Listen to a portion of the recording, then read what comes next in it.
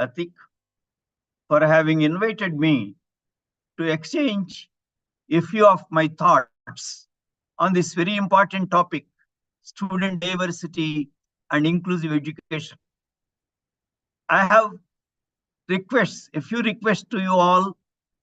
The first request is kindly pay total attention to the lecture and then note down questions if you have any, reflections if you have any in your notebook. At the end of the lecture, I shall provide 30 minutes for question answer session in order to have much more discussion based on your questions and your reflections that are very important. Second request is kindly mute your mics, because in most of the programs, online programs, even one person does not mute the mic. The disturbance caused around will disturb the whole session. This is another request to all of you, my dear friends. I am really honored to be with a different kind of participants from across the colleges and universities organized by Sant Gadge Baba, Amravati University, Maharashtra. Sir, are you able to see my change of slide? No, sir. Slide did not change, sir. Yeah, then I shall go back to this mode. Yes, sir. Now it is changing, sir. Now it is changing. Now it is changing. Yeah. This Yes. is a problem with the Zoom. The problem is this. Yeah. Now it is changed. Yes, sir. Oh, fine. So we are in the new paradigm of higher education. That is learner-centric paradigm. This is learning outcomes-based teaching, learning, and assessment. This is activity-based. Activities carried out by the students. Teacher plans the activities by involving the students. Teacher facilitates implementation of activities, guides, motivates, and inspires the students during the learning process. It is a student-centric teaching learning process. Student-centric education takes into account the need to know and develop the whole personality of the learner, enhance or facilitate learning, foster critical and sustainable thinking, promote experiential learning, emphasize learning through active participation, promote collaboration and team. Please look at that. These are the 6 very, very important points which we have to focus on, not simply delivering the lecture and leaving the hall. We have to know the learner. Only then we can develop the whole personality of the learner. So all these are components of the graduate attributes mentioned by NBA or UGC, LOC. Now, we must understand the term student diversity and inclusive. What is it? It means that students having different intellectual capabilities, belonging to different states, regions, religions, communities with different social backgrounds, cultural backgrounds, differently able students, and students with special needs study together in the same academic program in the university or college. All of them study in the same class. It's a big challenge to deal with the diverse learners. Inclusiveness is not only physical inclusion and giving some reservation to the disadvantaged section, including differently abled students. It's much more than greater autonomy in choosing course, appropriate teaching methods, appropriate learning material, tools, and assessment methods. All the programs in the university must improve the self-efficacy of the students. These students must gain confidence that they are at par with all the peers with naturally existing differences in potential and aptitudes. Now, teachers have to address the needs of diverse learners in all the three domains of learning as explained below. Cognitive domain related to mental process, thinking process. Affective domain related to emotions, feelings, attitude, and values. Psychomotor domain, which is demonstrated in physical skills such as movement, coordination, manipulation, dexterity in skillful performance, speed, and actions which demonstrate the fine motor skills such as use of precision instruments or tools. Post-learning cycle, all the diverse learners must be provided appropriate opportunities to experience the above learning cycle. What is this learning cycle? There are four components there. One is concrete experience. All the diverse learners must be provided concrete experience by using appropriate teaching methodology. Based on the concrete experience, there is reflection among the students. Reflection means deep thinking for a long time, to have deeper, to have conceptualization. Reflection leads to conceptualization, formation of a concept on a particular subject. Then students will subject the learned concept to a new context, to new situations. That is called active experimentation. So based on the active experimentation, there will be again new experience, concrete experience. Based on the new experience, again reflection, again conceptualization. Either it may be deeper or it may be totally changed. And again, active experimentation. The whole cycle goes on, sir. Knowledge is unlimited. Learning is unlimited. The more you learn, you understand that you are at the beginning of learning. Therefore, it's not few students who will be undergoing this learning cycle. All the diverse learners must be provided appropriate opportunities. If necessary, the differently abled students must be provided with the opportunities, experiences suitable to them. Such tools must be available in every educational institution. That is very, very important, sir. Slow learners also must be able to undergo the experience. If necessary, we have to provide more than one teaching strategy in order to see that all the diverse learners undergo appropriate experiences and they go on learning and learning. Yes. Now, when we talk about diverse learners, we have to discuss the learner-centered pedagogical practices. That is very, very important.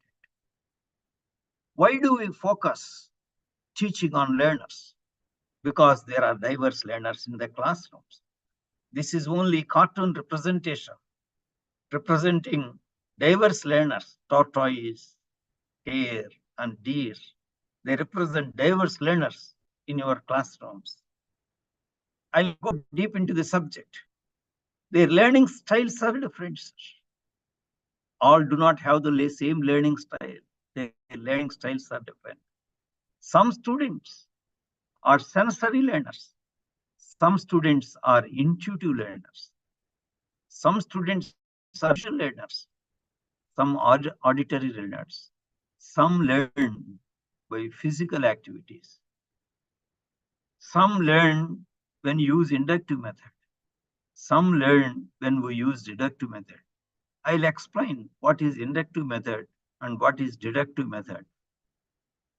Suppose when we are teaching a topic, a subject, then we first of all give examples and applications related to the particular topic. We also give opportunity to the students to give their examples, to give the applications of day-to-day life which they know. There is active participation of the students. Then we ask the students, now you make generalizations. Now you make the definitions based on these examples, based on these applications, right? So then they will be able to explain in much greater detail, and they will be able to make generalizations. That is inductive method. Very often, I used to use inductive method in all my classes, but there is deductive method also, which is important. Suppose a particular subject is abstract subject. You will not be able to give day-to-day experiences and so many examples. Some theorem is there, right? So directly, or some principle of thermodynamics or something, right?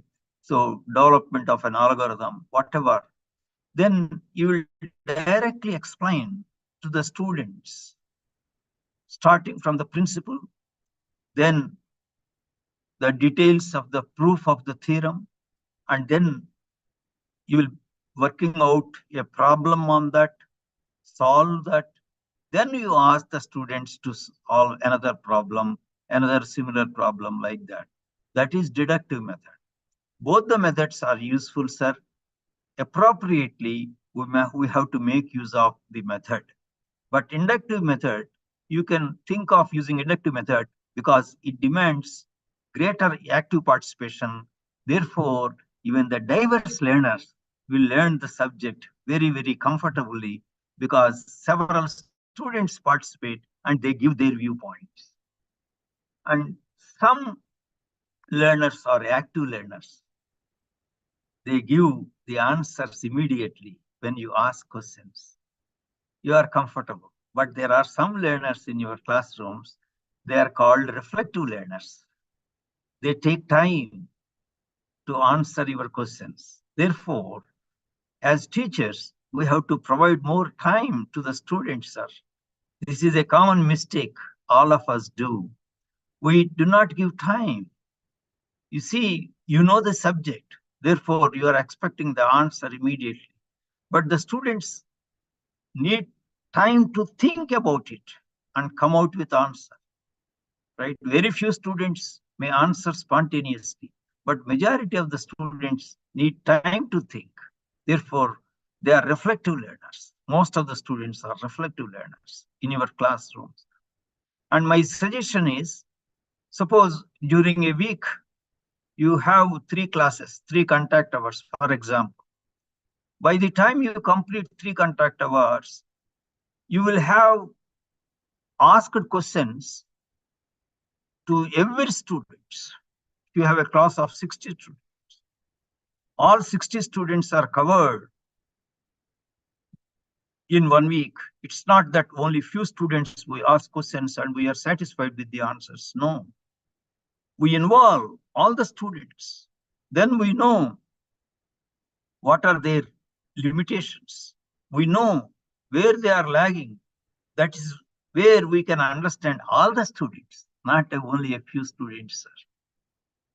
Then some students are sequential learners. Some students are global learners. Sequential learners mean they can learn step by step, one concept and then another concept based on that. Like that they learn. I always used to plan and implement my strategies to meet the needs of all the learners. Even global learners also will learn when you explain step by step. But at the end of the unit, I used to take at least 2 hours to review the whole unit, the content of the whole unit, the concepts of the whole unit, and show them, the students, the connections between different units, different concepts, connections between different disciplines of knowledge. I used to correlate.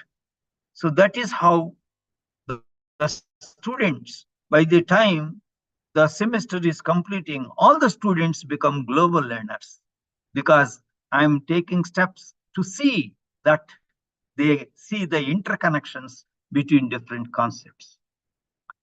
Then Therefore, we have to meet the needs of all the learners, sequential learners as well as global learners.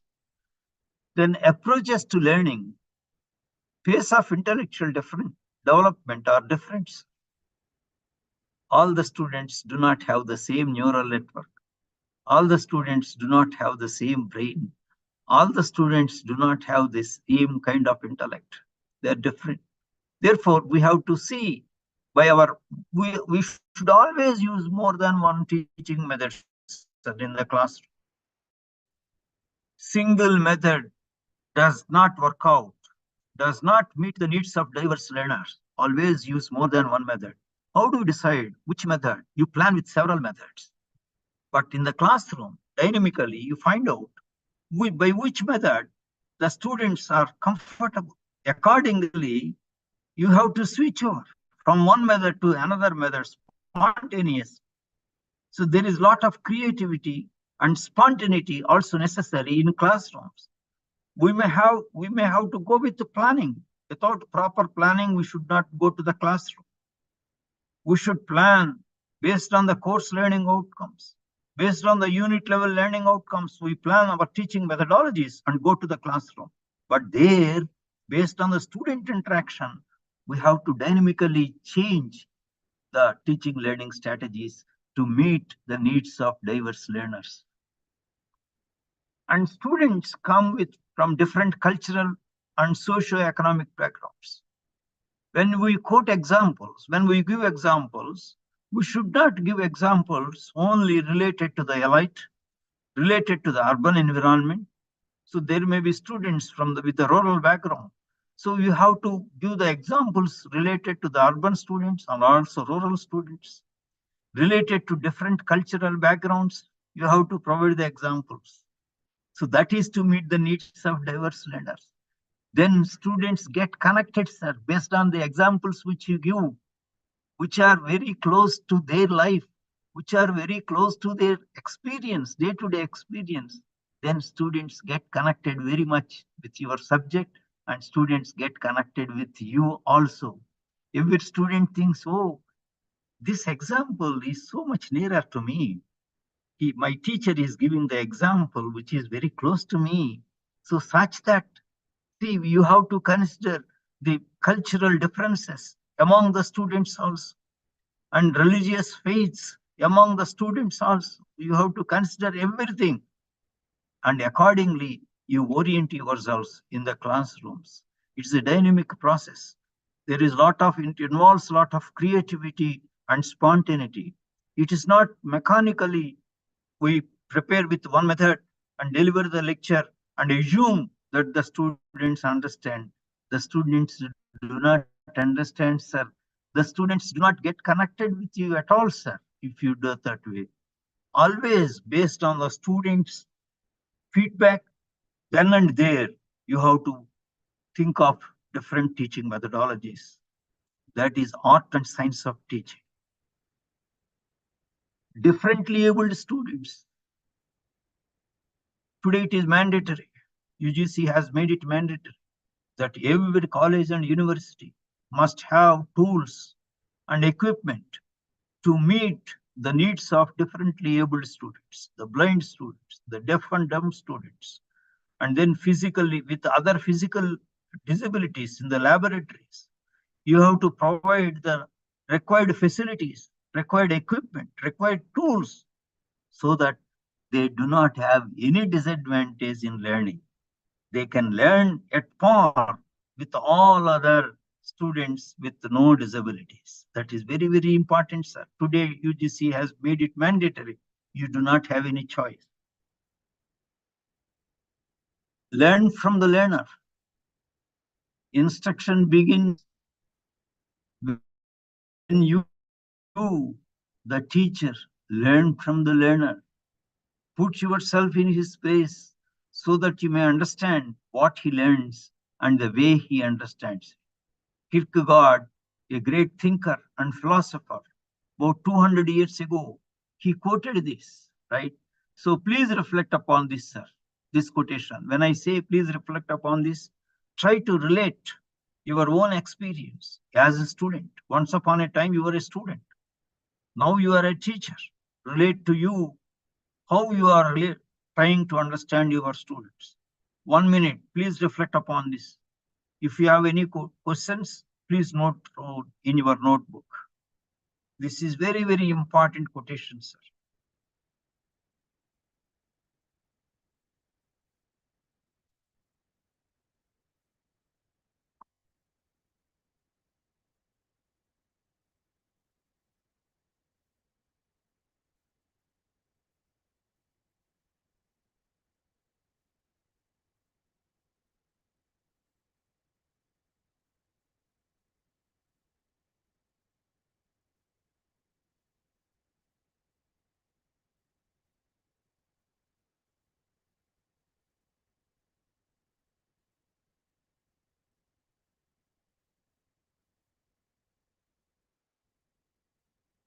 Sir, I must share with you my own experience as teacher.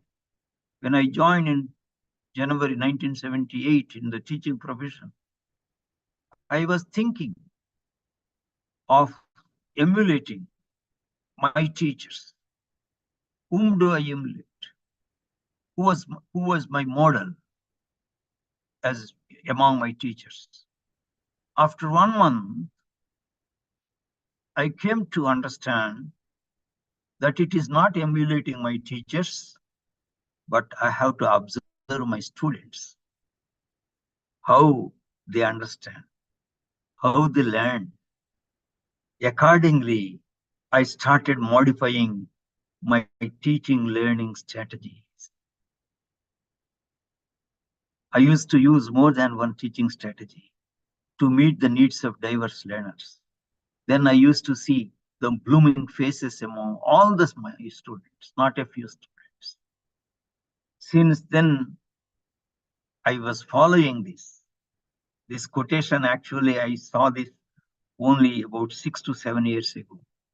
But I have been following this since 1978. If it is offline class, even with the distinguished participants, I would have followed the same way if it is offline class. There is a limitation for the online classes.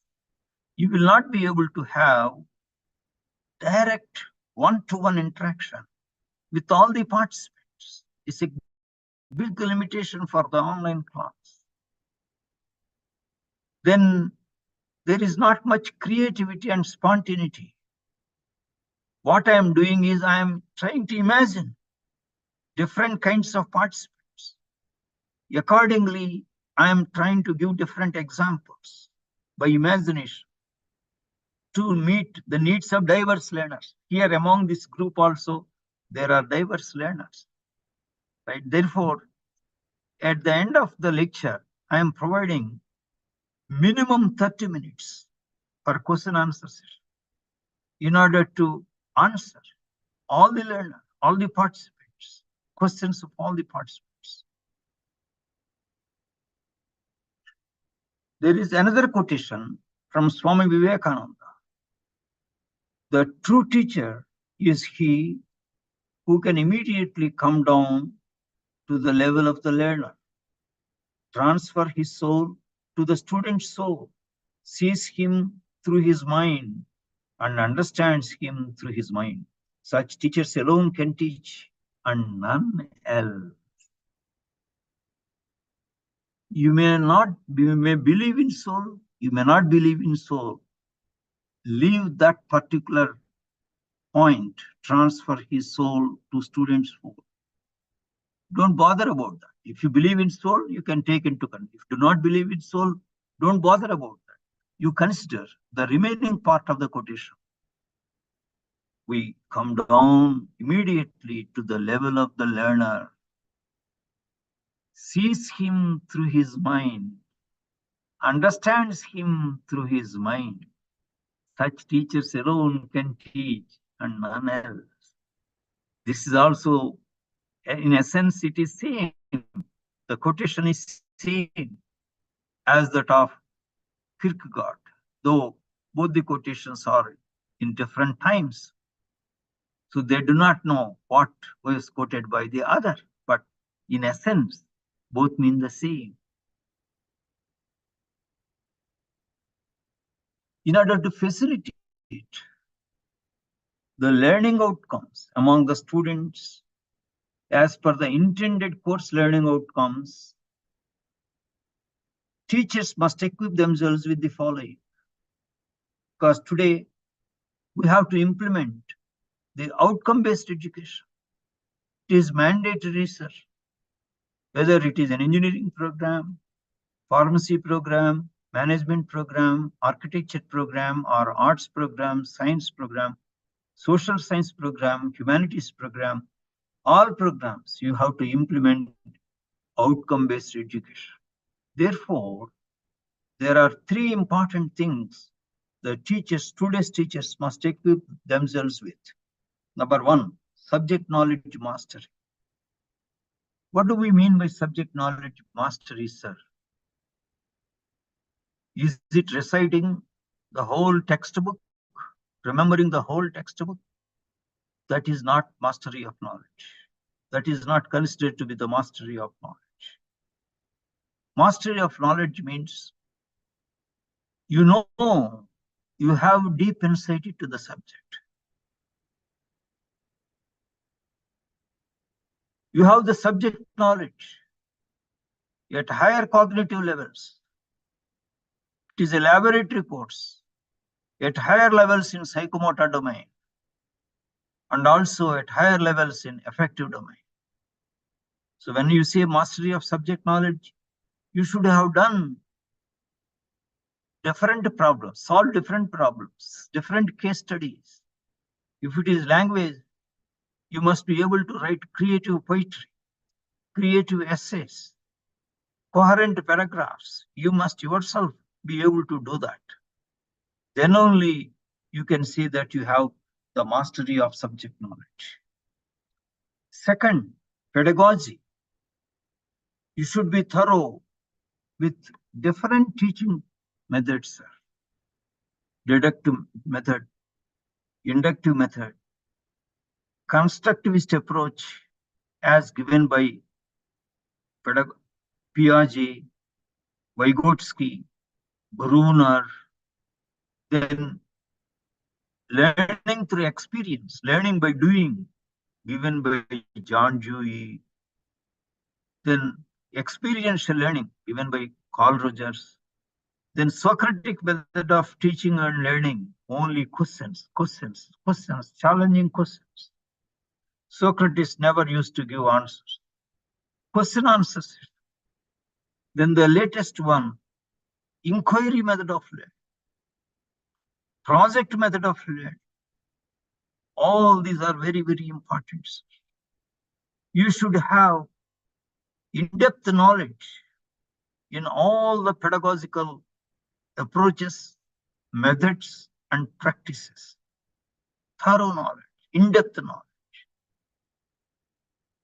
And you should be able to implement appropriate pedagogical practices based on the discipline of knowledge, based on the target group.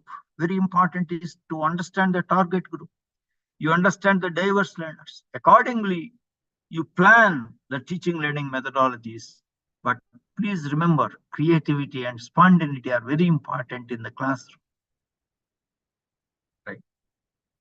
Then third point is integrating ICT in teaching and learning.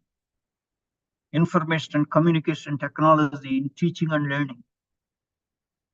Not only in teaching, in all assessment also. Today there are several tools like Clickers, Google Quiz to have assessment, paperless assessment.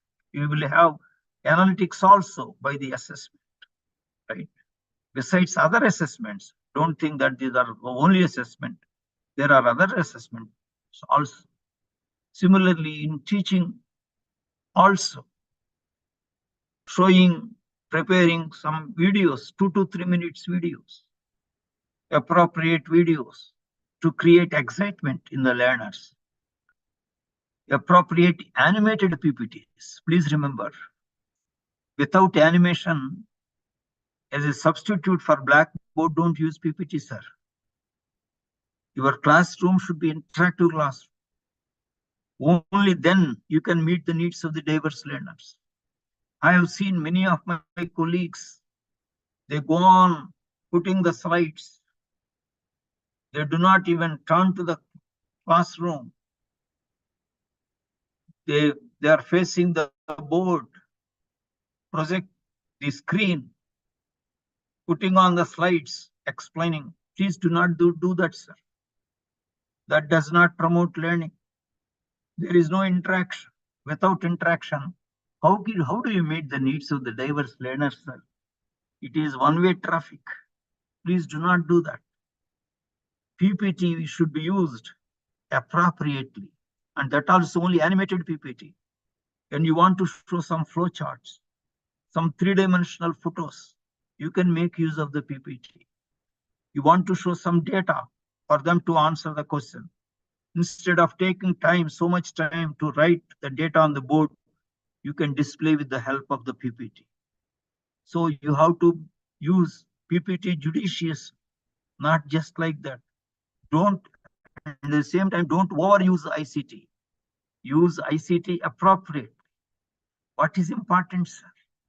You have mastery of knowledge, appropriate pedagogy, integrating ICT appropriately, that also. By all this, ultimately, what is expected, sir? Learning outcomes. As per the intended course learning outcomes, achievement of the learning outcomes by a majority of the learners, almost 80% of the learners, should be able to learn the intended learning outcomes. Only then you can say you have met the needs of the diverse learners. Even the differently abled students should be able to learn at par with others with naturally existing differences. Only then you can say you have met the needs of the diverse learners. So all these three are crucial. Mastery of subject knowledge, having command on the use of appropriate teaching learning strategies, switching from one strategy to another strategy spontaneously in the classroom, then integrating ICT in teaching and learning process to create excitement. All these three, you should have command on all these three.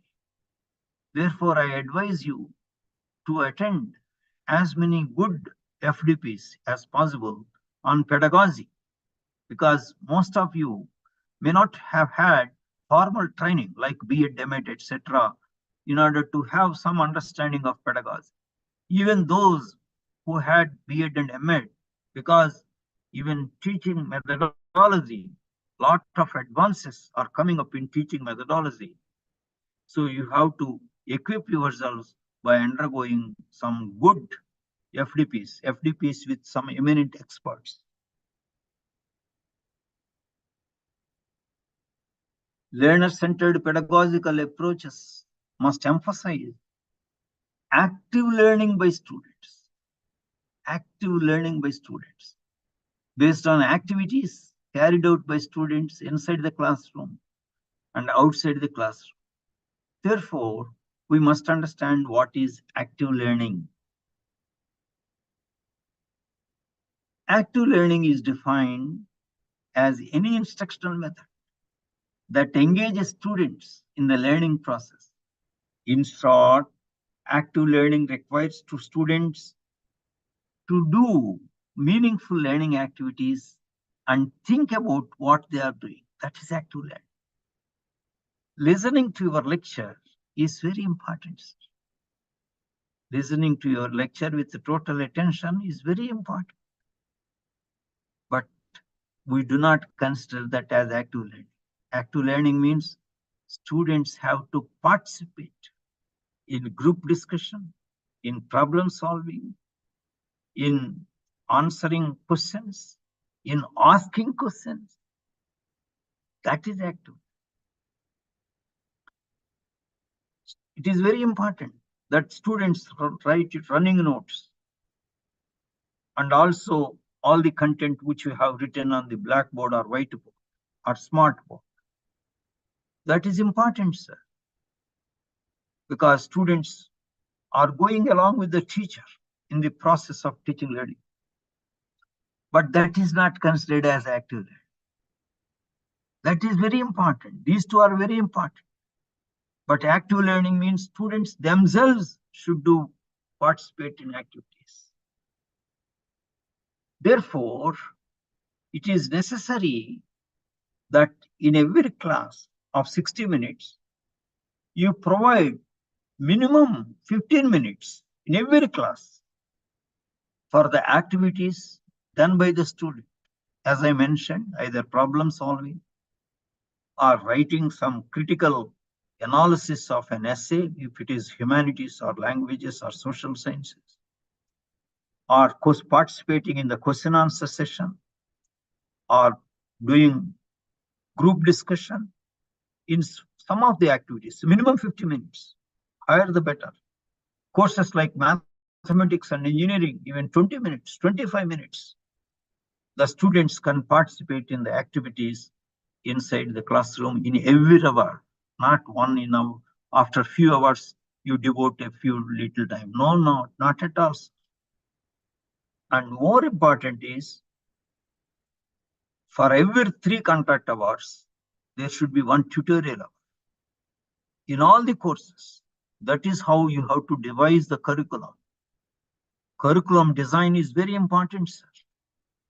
So tutorial hour, 1 hour, the students are involved completely in activities. These are the 2 things you please remember, sir. In every class, 15 minutes minimum, students actively participate. That means teachers lecturing, etc. There also there will be interactive lecturing. Interactive lecturing for 45 minutes. Exclusive activity done by the students, 15 minutes in every classroom. Besides this, 1 hour tutorial, the entire 60 minutes activities by the students. Besides this, home assignments, every week 1 home assignment, sir. Because 1 credit means 1 class hour, contact hour, and minimum 1 hour work done by the students outside the classroom. Therefore, if you have 3 contact hours for a particular course, you give an assignment which demands the students' effort and time of 3 hours in a week. That's how every week 1 assignment must be given. There also, you can frame part A, part B, part C. Part A relatively simpler. After doing that means all the learners will be able to do it. Then part B, a little more complex. Part C, a little much more complex. The most complex is part C. So in part A and part B, even the diverse learners, all will be able to do. In part C, the slow learners and moderate learners may require the scaffolding or the help of the fast learners.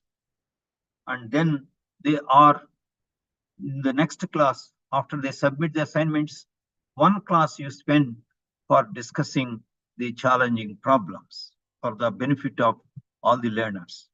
Now, when I explain all this, 1 challenging question is asked to me in every program. That is, how do we complete the syllabus? That syllabus, heavy syllabus, is the burden to you. You reduce the syllabus. NEP 2020 also mentioned very clearly. Reduce the syllabus burden.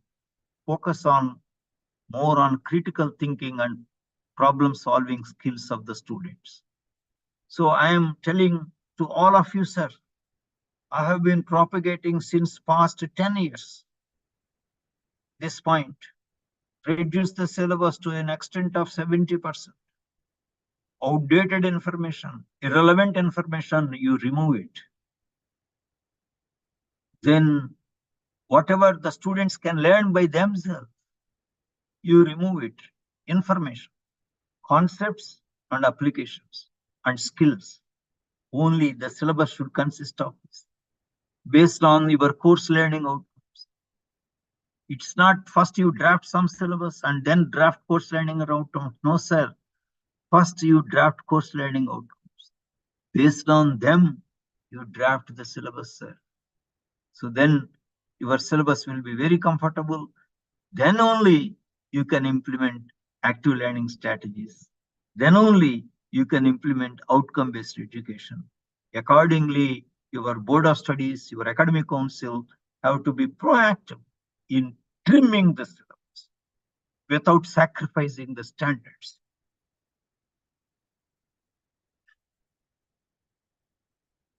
Please reflect upon this, sir. John Holt, a great educational psychologist. Learning is not the product of teaching. Learning is the product of activity of learners. Please reflect upon it. For 1 minute, relate this quotation to yourself as students, as teachers.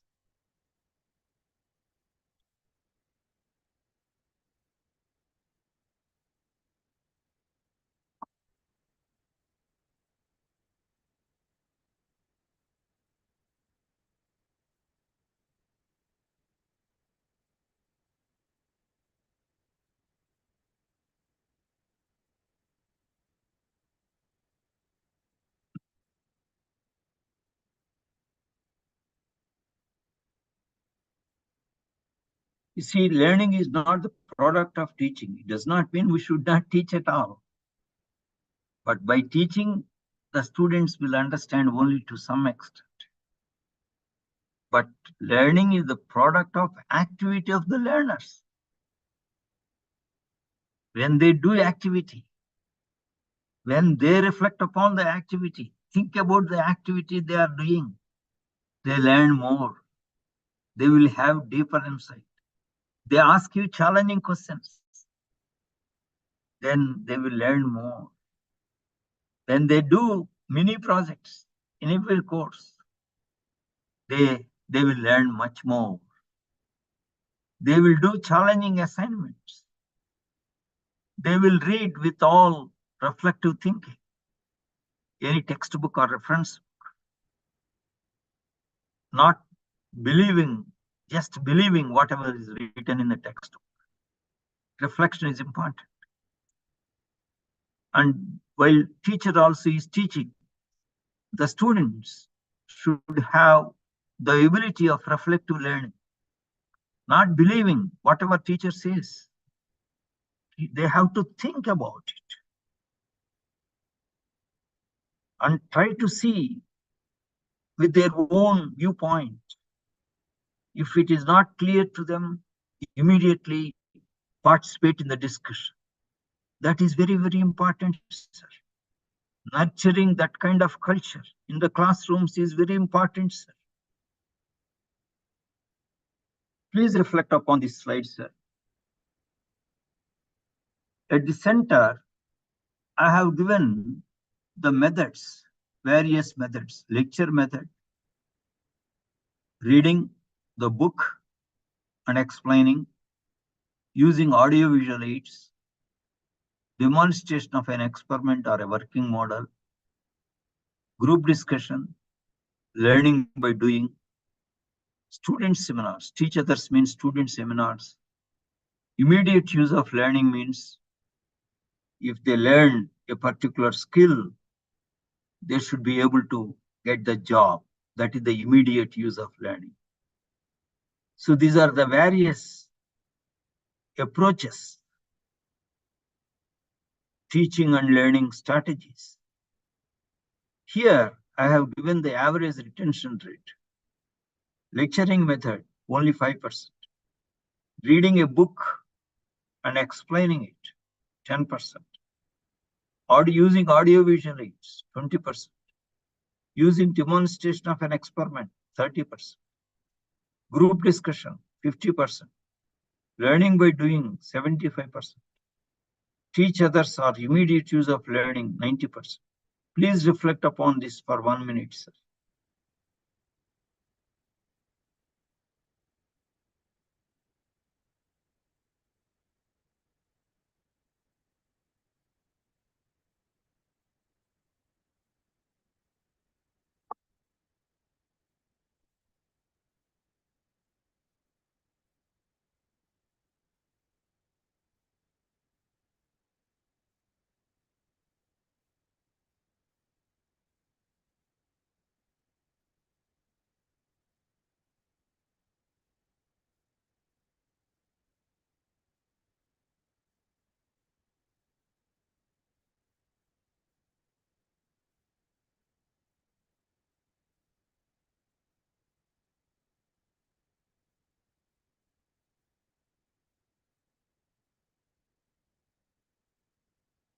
Sir, if you see, if you use only lecturing method, the retention rate is only 5%.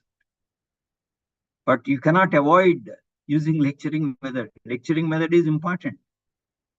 But along with lecture, you use either audio-visual or demonstration of an experiment. Then during the last 15-20 minutes, you use group discussion, that is activity by the students. Group discussion or learning by doing, solving a problem, solving a case study, analyzing a case study. Like that, either group discussion or this, one of the two here, and one of the two, audio-visual or demonstration of experiment. This is motivation part. Along with lecture, the motivation part and explanation part, and then activity done by the students. If you do this, then the average retention rate in the classroom will be greater than 50%, will be between 50 and 75%. I advise all of you to include 1 credit in each semester for a seminar in your curriculum. In each semester, starting from in undergraduate program, starting from 2nd semester onwards, because 1st semester consider it as a transition. From the 2nd semester onwards, in every semester, 1 credit per seminar. So the seminar topic should not be from the topics from within the syllabus. That means it is not the teacher already taught. No, something outside the syllabus but related to the course. That is how the student should be able to select the topic and prepare the content, organize the content, deliver the content by using a blackboard or whiteboard, no slides, then answering the questions in the Viva-VC. By that, students learn several skills, self-learning and lifelong learning, communicative skills, oral and written communication skills, right? And then critical thinking and problem-solving skills, analytical reasoning skills. Several graduate attributes are achieved by the students in MSc chemistry since more than 50 years. At NIT Warangal, we had student seminar for 1 credit in 2nd semester and 3rd semester in MSc. Anyway, in 4th semester, they have, everybody has to do individual project. Therefore, while explaining the project outcome, they have to deliver anyway seminar. But 2nd semester and 3rd semester, 1 credit per seminar. I also advise all of you to make project mandatory for every student. In undergraduate program, because of the large number of students, you can think of group projects, that is by jigsaw group project, right? So which most probably I will explain in course of my lecture. What is jigsaw group project? Make project mandatory, sir. When I was associated with the University of Hyderabad, I found that some of the departments, especially the social sciences and humanities, project was not mandatory. Instead of project, they can choose one of the elective courses. Then I said this, no, sir. On one hand, we are mentioning graduate attributes given by NBA or UGC. On the other hand, we say project is not mandatory. There is contradiction between these two, sir. Through doing project, they will have achieved several graduate attributes. Collaboration and teamwork, self-learning and lifelong learning, communication skills, research-related skills, critical thinking, analytical reasoning. Several graduate attributes can be achieved only by project works.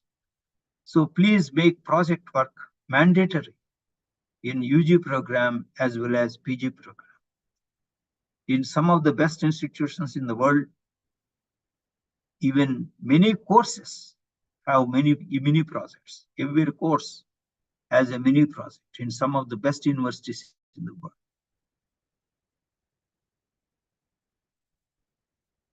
Some of the active learning strategies: learning by doing, learning through discussion among the peer group, learning through case studies, group projects, through field studies, problem-oriented guided inquiry learning, experiential learning, reflective learning, 1 minute paper during classroom interaction. For all the other methods, you can view my channel, Professor B.V. Apparao, my channel's name. Then there are several videos on all these topics. You can go through them, then you will have clarity in all the teaching methods, right? In order to meet the diverse learners. 1 minute paper during the classroom interaction, I will explain. This was not covered in those videos. 1 minute paper means at the beginning of the instruction, you inform the students if they have not understood any point, if there is unclear point, then they can note down on a piece of paper or their reflections. They can note down on a piece of paper. After you explain the concept, maybe 15 minutes or 20 minutes, then a class representative will collect all those papers. And the common concerns, common queries will be explained by the teacher by using another method, because you have already taught them by a method with which they were not able to understand. Therefore, use another method and then clarify. What is the benefit of this? It is ongoing feedback. Then and there, whatever you have explained is understood by the students or not. You are getting the feedback by the questions. Then and there, you are filling the knowledge gap and proceeding further. That's the great technique. It's not 1 minute paper is the name given in the research publications on pedagogy. You may take 2 minutes, no issue. You may take 3 minutes, no issue. But that is very important to fill the knowledge gap on a continuous basis. Active learning strategies continued. Open-ended questions by teacher. Open-ended questions from students. When I say open-ended question, it has more than one approach. It has more than one solution. Then collecting questions in a question bowl taken around the class by the teacher or one of the students, and discussion on those questions. Questions, please. Questions, please. So the students write their question on a piece of paper and put it in the box. And they later, the teacher will discuss the common questions. Preparation of question bank by students at various cognitive levels. Note, we have to reorient our teaching strategies based on the discipline, based on the course, and update ourselves dynamically as the generations of students change. Last year, we had used some teaching learning strategies for teaching a particular course. They worked out well, but the same teaching learning strategies may not work out well for this next batch of students. So dynamically, we have to update ourselves what best we can use inside the classroom. There is a great quotation by John Dewey. Please reflect upon this quotation, sir.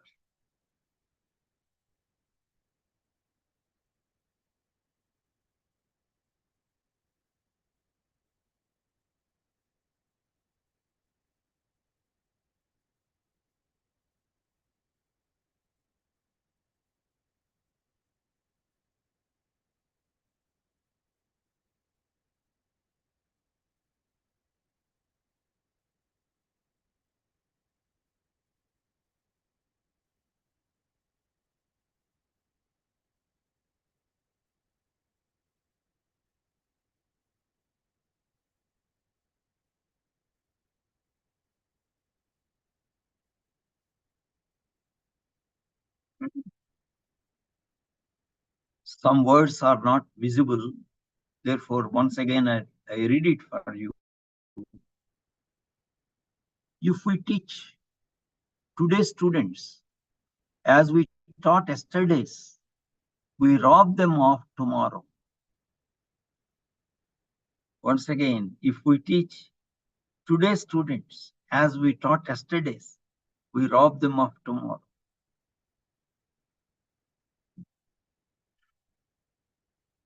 I have sent this through WhatsApp message to Professor Muhammad Atiq. He was extremely delighted to see this quotation. Please remember this quotation, sir, throughout your teaching profession, in every class, in every class.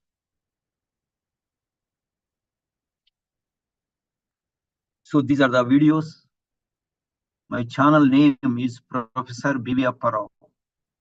Recommended videos, Learning Outcomes-Based Active Learning Strategies, Part 1, Part 2, Socratic Method of Teaching and Learning, Teacher-Student Relationship. These are the recommended videos to what has been done so far. You will have much more details in these videos. Learning by doing. Most important active learning strategies are learning by doing. Use of free and open source software. For example, spoken tutorials of IIT Bombay. The website is here. It conducts several programs, several courses even for the teachers, FDPs for the teachers. Please attend the FDP related to your course, refresher course, or related to online and blended learning conducted by IIT Bombay. Please, I was greatly benefited. I have attended this FDP when I was 65 after my retirement. 12-week FDP. I was greatly benefited. Right. So it conducts, you advise your students to register for the courses. Only 2 examples I have given. They conduct continuous basis, several courses for the benefit of students. Students from different countries also register for those courses. For 3D modeling, FreeCAD is the most important free and open source alternative in place of commercial softwares. Many colleges and universities, why unnecessarily spend on commercial software for teaching purpose? For research purpose, you may have to purchase the commercial softwares. But for teaching today, a big revolution is going on in terms of free and open educational resources and free and open softwares. FOSS, acronym is FOSS. So for 3D modeling in mechanical engineering, civil engineering, and in some science programs, you use modeling. For 3D modeling, FreeCAD is the most important free and open source alternative in place of commercial softwares. You can see here, University of Alaska, MIT, very great institute, Virginia Tech, Harvard University, California University Institute of Technology, etc., use FreeCAD as the alternative for commercial softwares.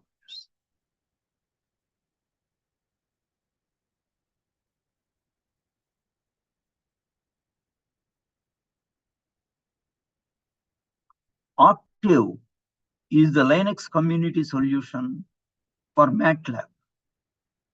Scilab is another alternative for MATLAB, very strongly advocated by IIT Bombay and other institutions. MATLAB is expensive. It is more than 10 lakh rupees. For teaching purposes, today we need not have MATLAB. You can depend upon the Scilab for material sciences, for electronics and communication, for electrical engineering. You don't have to purchase for mechanical engineering. You don't have to purchase. You can use Scilab. FreeMat provides alternate environment similar to MATLAB for data processing and analysis.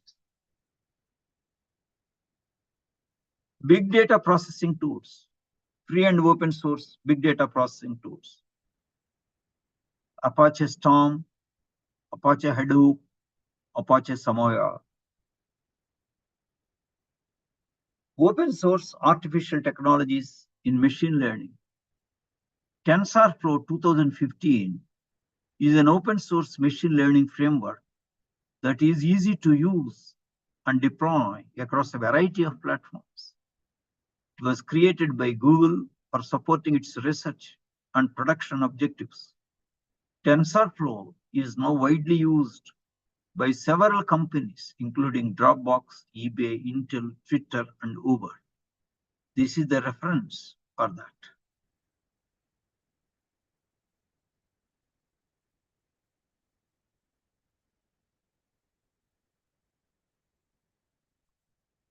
Free and open source softwares to teach VLSI design course. Based on the typical VLSI design workflow, a good VLSI CAD tool must support the following basic features: logical design, circuit schematic design, layout generation, and design check. For example, electric, magic, and alliance. YouTube channel name, Professor B.V. Apparao, recommended videos, Open Educational Resources and Creative Commons Licensing Part 1, Open Educational Resources and Creative Commons Licensing Part 2, Open Education Resources in India. You go through these open education resources, you will have many more details, even how to develop an open educational resource by you, how to register under Creative Commons licensing by you. You can get all those details from the above videos. Case study as the active learning strategy. It can be used in all the subjects in science, engineering, social sciences, and management, etc. Case study method fosters active learning among students and learning at higher cognitive levels.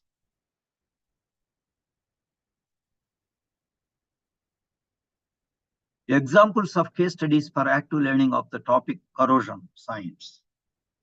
I used to teach corrosion science as an open elective for BTech students at the 4th year level. First, I used to teach the principles of corrosion with examples by active participation of the students using inductive method, using learning by doing methodology. Then I used to discuss several case studies. I used to only facilitate the discussion. It is the students who will analyze the case studies and come out with the different approaches to solutions, diagnose the problem, and come out with different approaches to solutions. For example, Bhopal gas tragedy, Visakhapatnam oil refinery pipeline corrosion, petroleum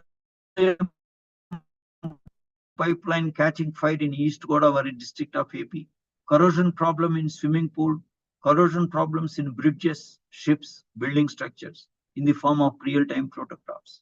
So in the classroom also, after explaining the principles, I used to facilitate the analyzing the case studies by the students. I am also one of the participants. We analyze together. Then at the end of the week, I give a home assignment with some more case studies, which I collect from the open educational resources. It was a great learning experience to me and to my students. Even the management, the entire management program, MBA, can be conducted through case studies. Many courses in engineering, science, social sciences, humanities, you can organize different case studies.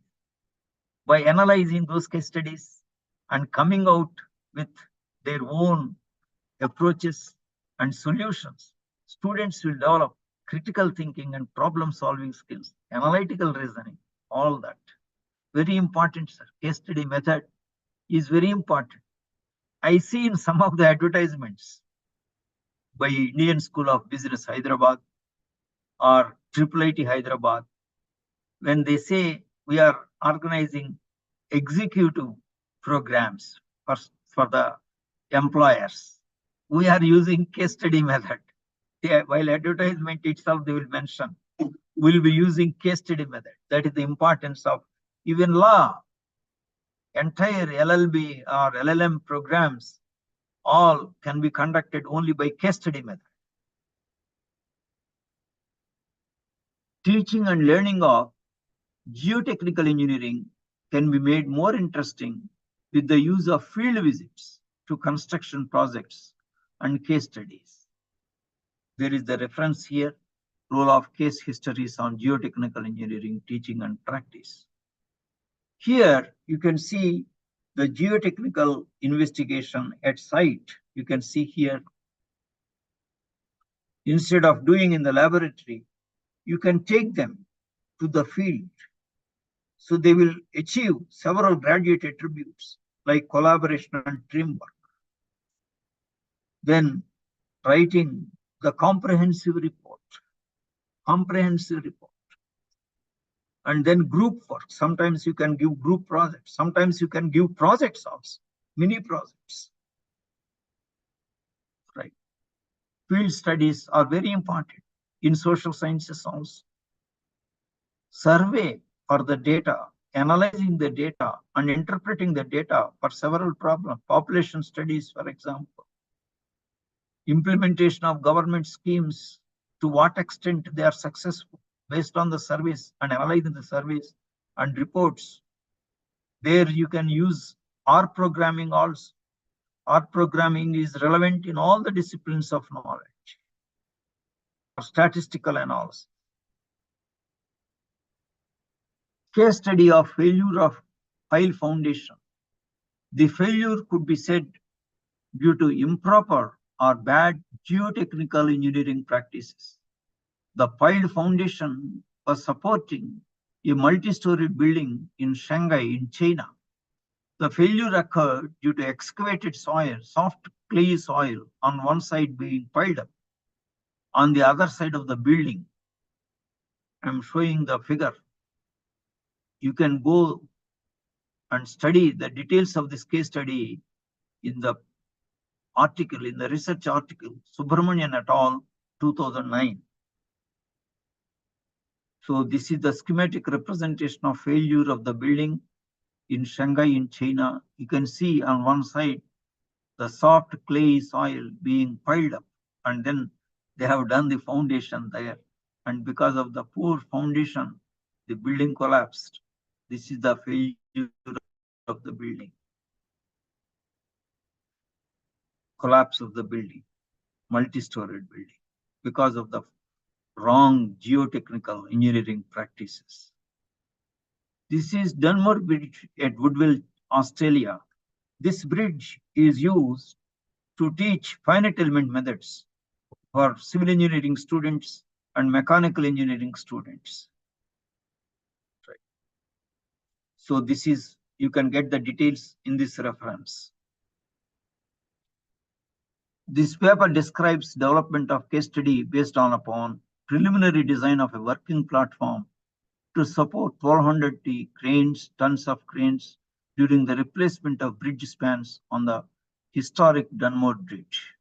The case study was developed to enrich the teaching of finite element methods to undergraduate students by exposing students to practical aspects of finite element modeling. Then learning through discussion. Think, group, share activity. Very important activity, sir. Here, suppose you have 60 students in your class. Generally, that is the highest number. Therefore, I am considering as 60 students in Indian context. Some PG classes, there may be only 30 students or 40 students. Highest number I have taken. Then divide them into 20 groups. Three students in each group. When you divide the students, you divide in such a way that each group, there are slow learners, moderate learners, and fast learners. Even differently abled students are distributed in different groups. Don't segregate them as a separate group. This is very, very important. Right. So after dividing them into groups, then you can give different problems for each group. Suppose at the end of one unit, you want to use this method, this pedagogy, think, group, share at the end of the unit. By the time you have covered several concepts. So you give 10 different problems. So for two groups, one problem, like the 10 different problems you do for 20 different groups.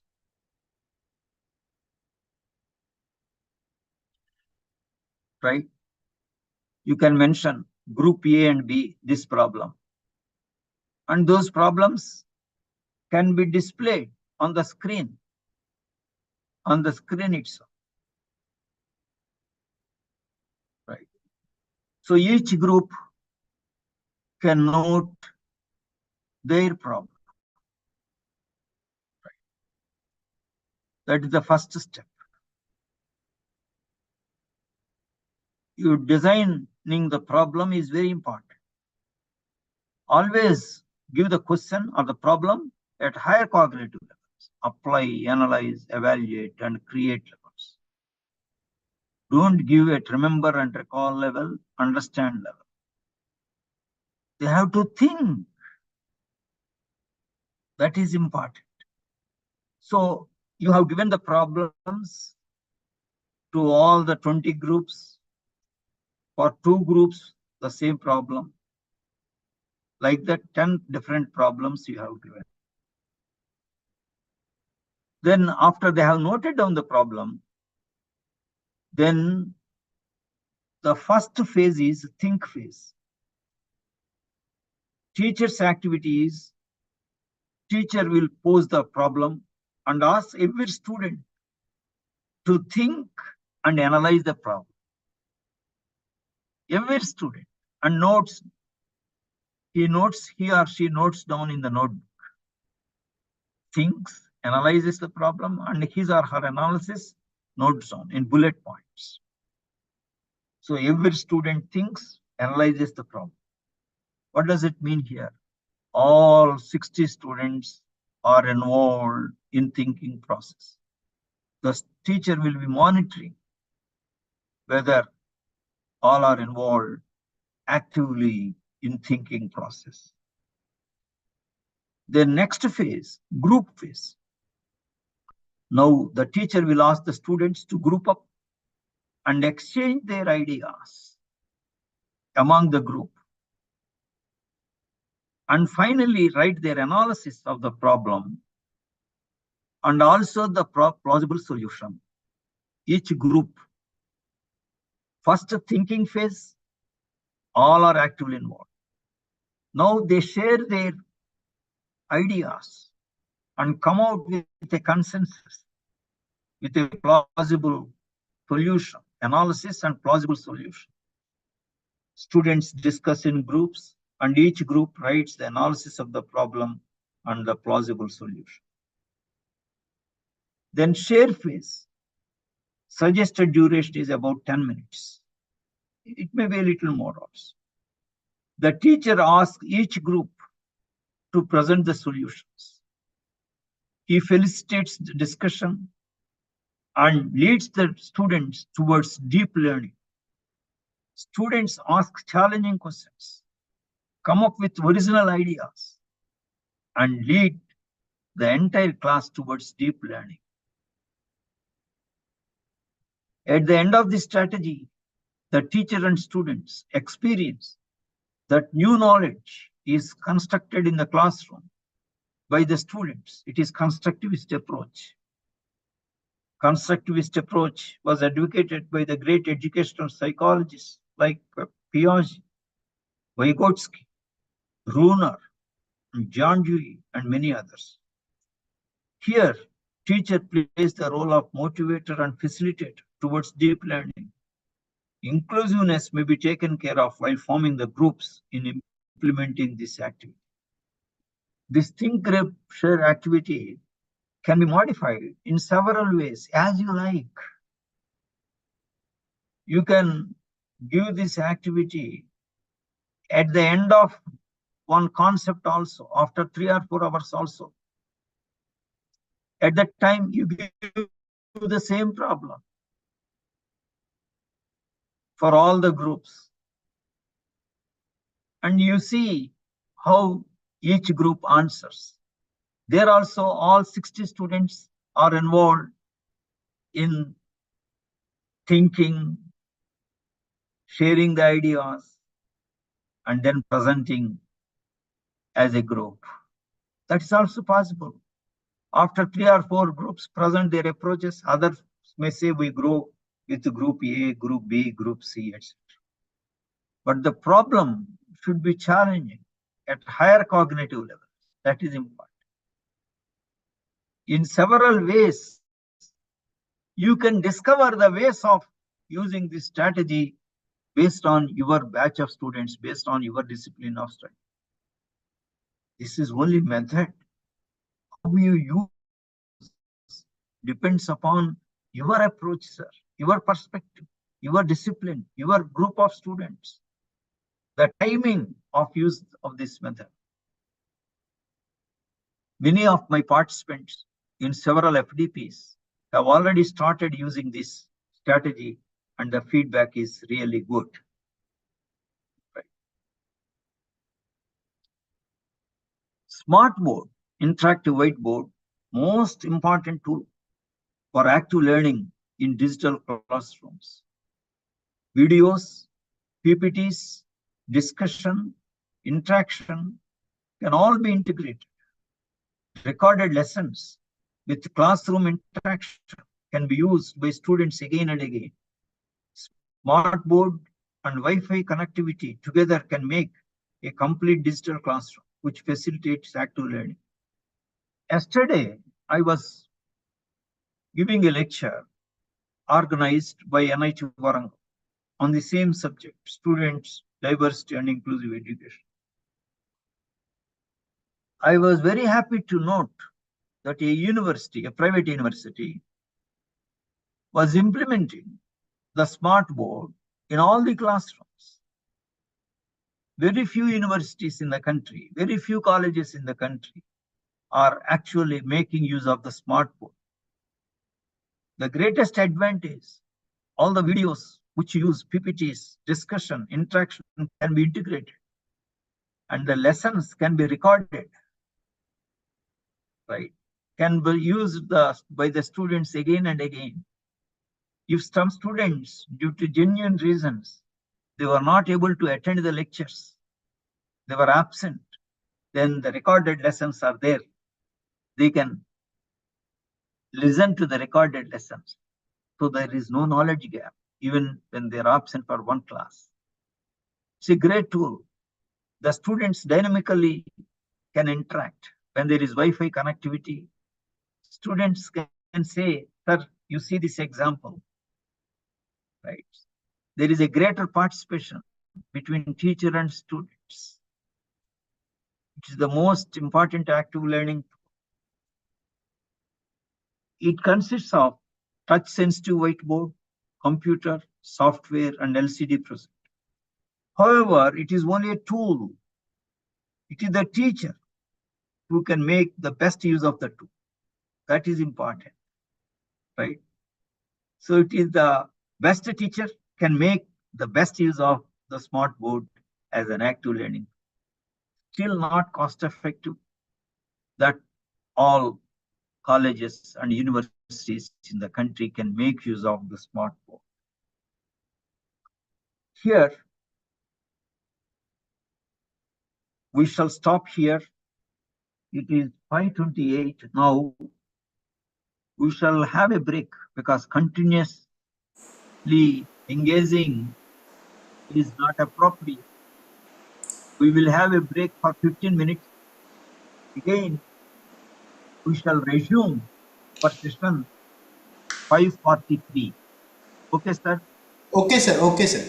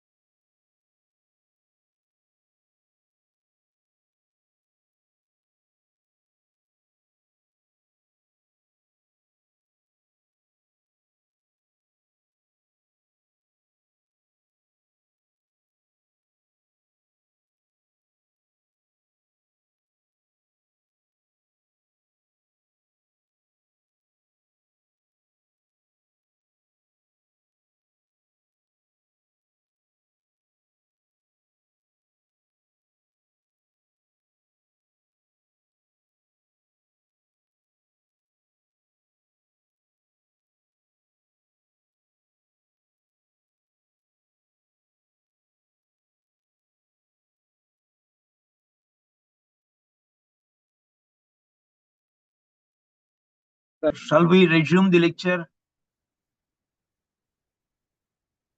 Hello, dear participants.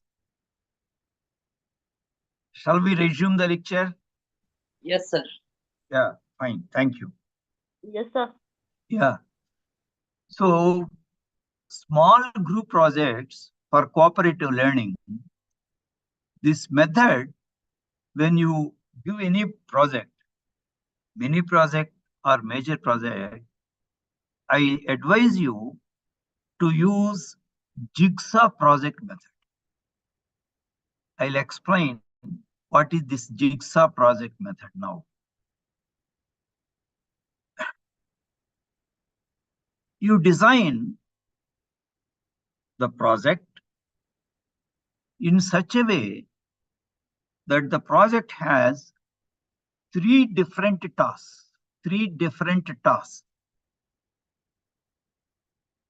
That is how you have to select the project. Right? Then, in forming the group, you take care of inclusiveness. That means one slow learner, one moderate learner, one fast learner. And also,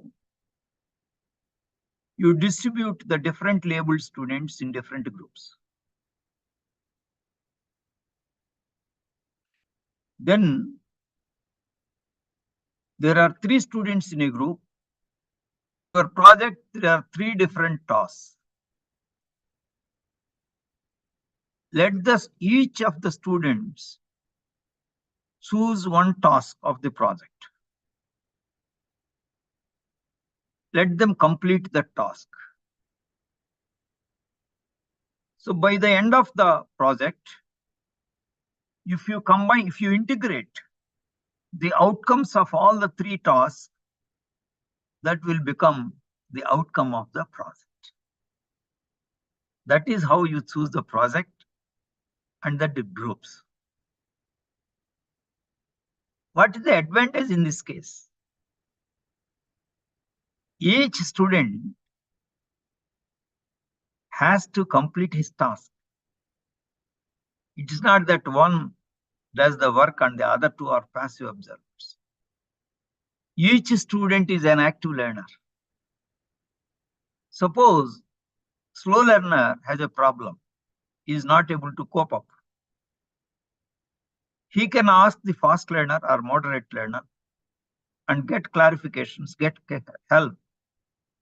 In other words, scaffolding of slow learners by peers is possible in this way.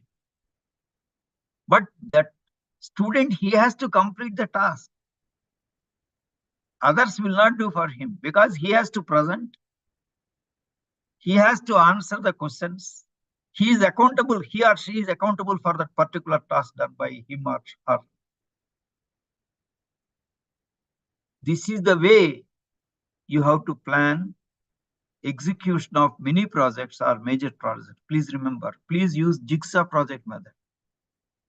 Otherwise, one student does the project, one is active learner, and the other 2 are passive observers. Right? Scaffolding such projects done by the students promote active learning and many other interpersonal skills. Scaffolding of learners is also possible by the peers. Interdisciplinary and multidisciplinary projects related to design problems lead to innovations and even building of prototypes. Inclusiveness may be taken care of while forming the groups. I shall give you an example. In corrosion science and engineering, you give a problem, a case study.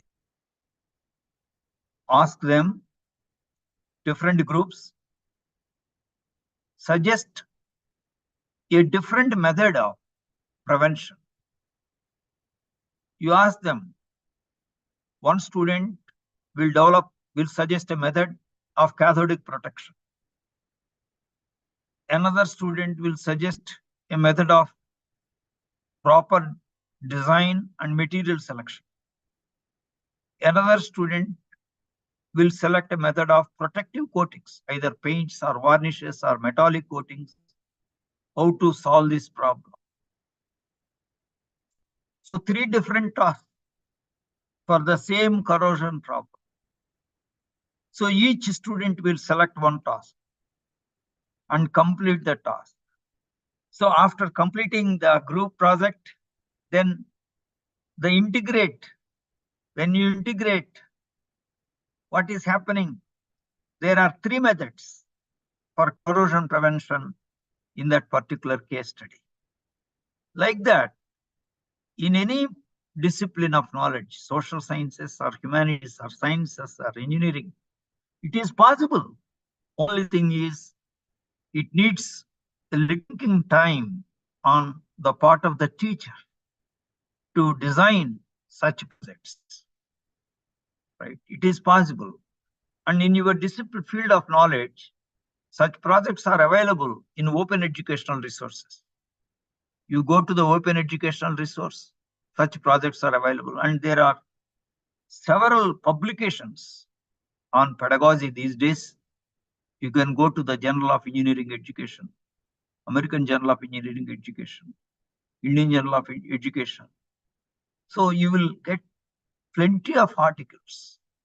There are certain open access journals, open access, free and open access journals.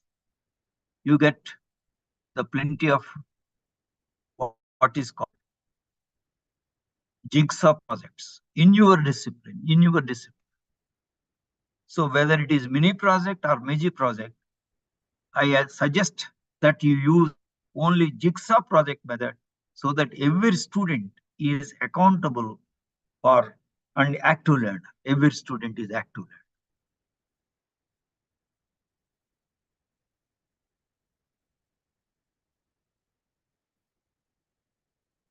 Special tools for differently abled students must be made available in all the classrooms and hostels in order to enable them to learn effectively without any disadvantage in all the active learning strategies implemented by the teachers. The environment must be created by all the institutions. In the case of continuous and comprehensive assessment, also, care must be taken that differently abled students do not have any disadvantages. If necessary, different assessment methods with due weightages may be implemented. This is very important strategy, sir. Wherever necessary, even physically disabled students in the lab courses, if you want to use different assessment method, don't hesitate. You use it. That flexibility must be there in your assessment strategies in institutions. My dear friends, we are too rigid in assessment strategies. That is the complaint, that is the feedback from the students. Right. It's a good practice to provide one caretaker for a group of blind students staying in the hostels. This is a practice followed in many of the good institutions. All the institutions must follow this practice. Now, guidelines for conducting written examination for persons with benchmark disabilities, 2018. UGC has given the guidelines in 2018. All the universities and colleges must follow these guidelines for conducting written examination for persons with benchmark disabilities. Salient points I am presenting before you for your benefit. The facility of scribe or reader or lab assistant should be allowed to any person with benchmark disability as defined in section so and so. And right, the candidate should have the discretion of opting for his own scribe or reader or lab assistant or request the examination body for the same.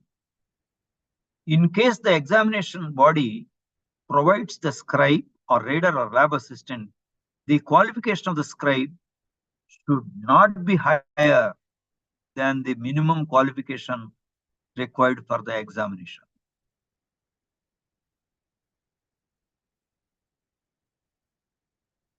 The candidate should also be allowed to have more than one scribe for different papers, especially for different languages. For persons who make use of a scribe, compensatory time, that is additional time, should not be less than 20 minutes per hour of examination.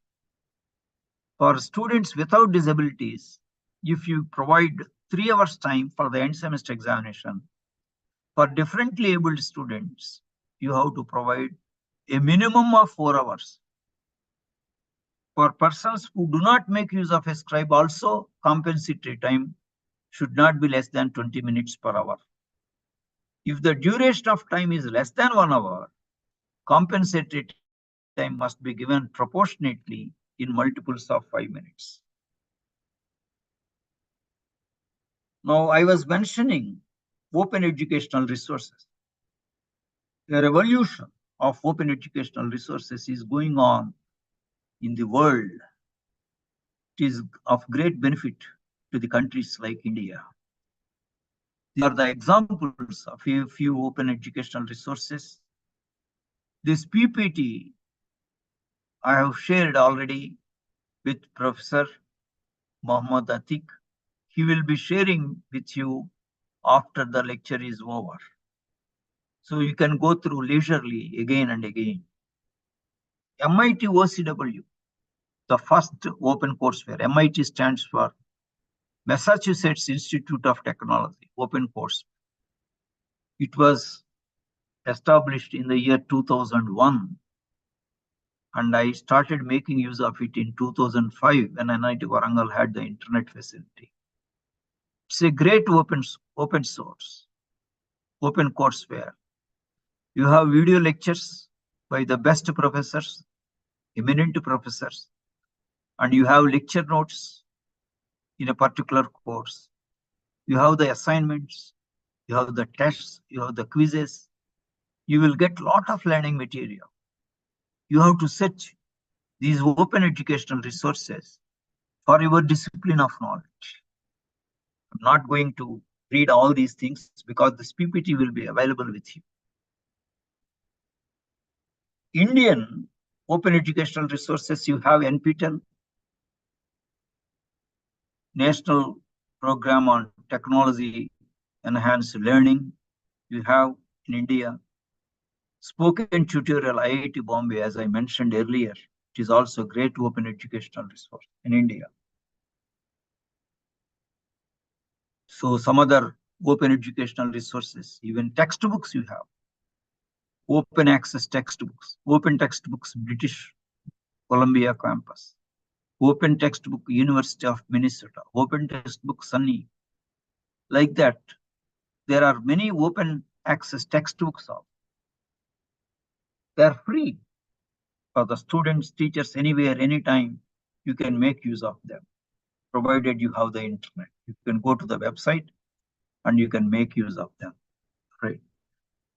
So please don't have apprehension that they are, because they are free, they may be of substandard. No, sir. In this world, there are people with commercial interests, self-interest. There are also people who would serve the humanity, though their number may be less, who would like to serve the humanity. Such great professors, they have written these textbooks and made them open so that they want to see, disseminate knowledge. The poorest man of the world, the poorest student of the world who cannot afford to purchase a textbook. So knowledge is disseminated, right? So there are, it's a great thing, sir. So among the open access textbooks, you can select a textbook which is of the standard for your course, which is well written, which can be understood. The language should be understood by your students. That is important. Okay, that is how you can select for your discipline in the open educational resources.